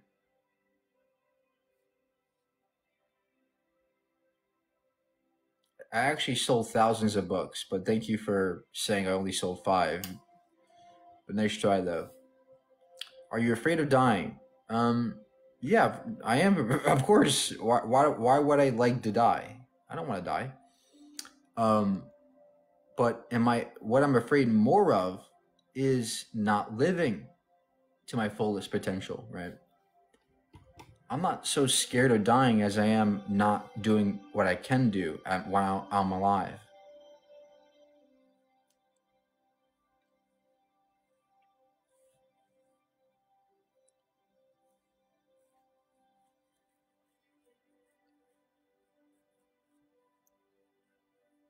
Another atheist said they're afraid to die. Yeah, no shit. Who wants to die? Like, who wakes up and goes, let me go ahead and jump on a train and let me go ahead and jump off a building today. I'm not as scared of dying. Ha ha ha. I'll just defeat gravity. I'll defy the laws of physics. Nobody does that.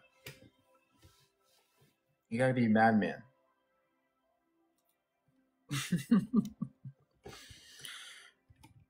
People who believe in heaven. Yeah, I mean, if you believe in heaven, then why don't you just jump off a building? You go to heaven. Yay. Like, why are you afraid to die as a Christian? That's a bigger question, right? If you're a Christian, you go somewhere else right after this. So you should be just fine with dying.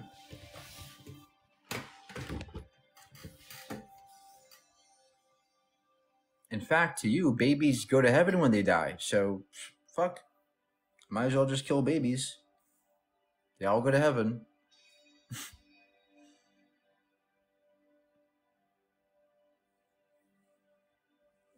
Life is meaningless if you're a Christian. Life means nothing. It's just another test. It's just a useless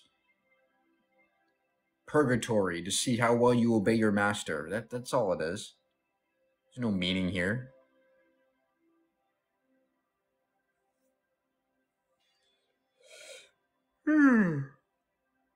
But to me, life is everything.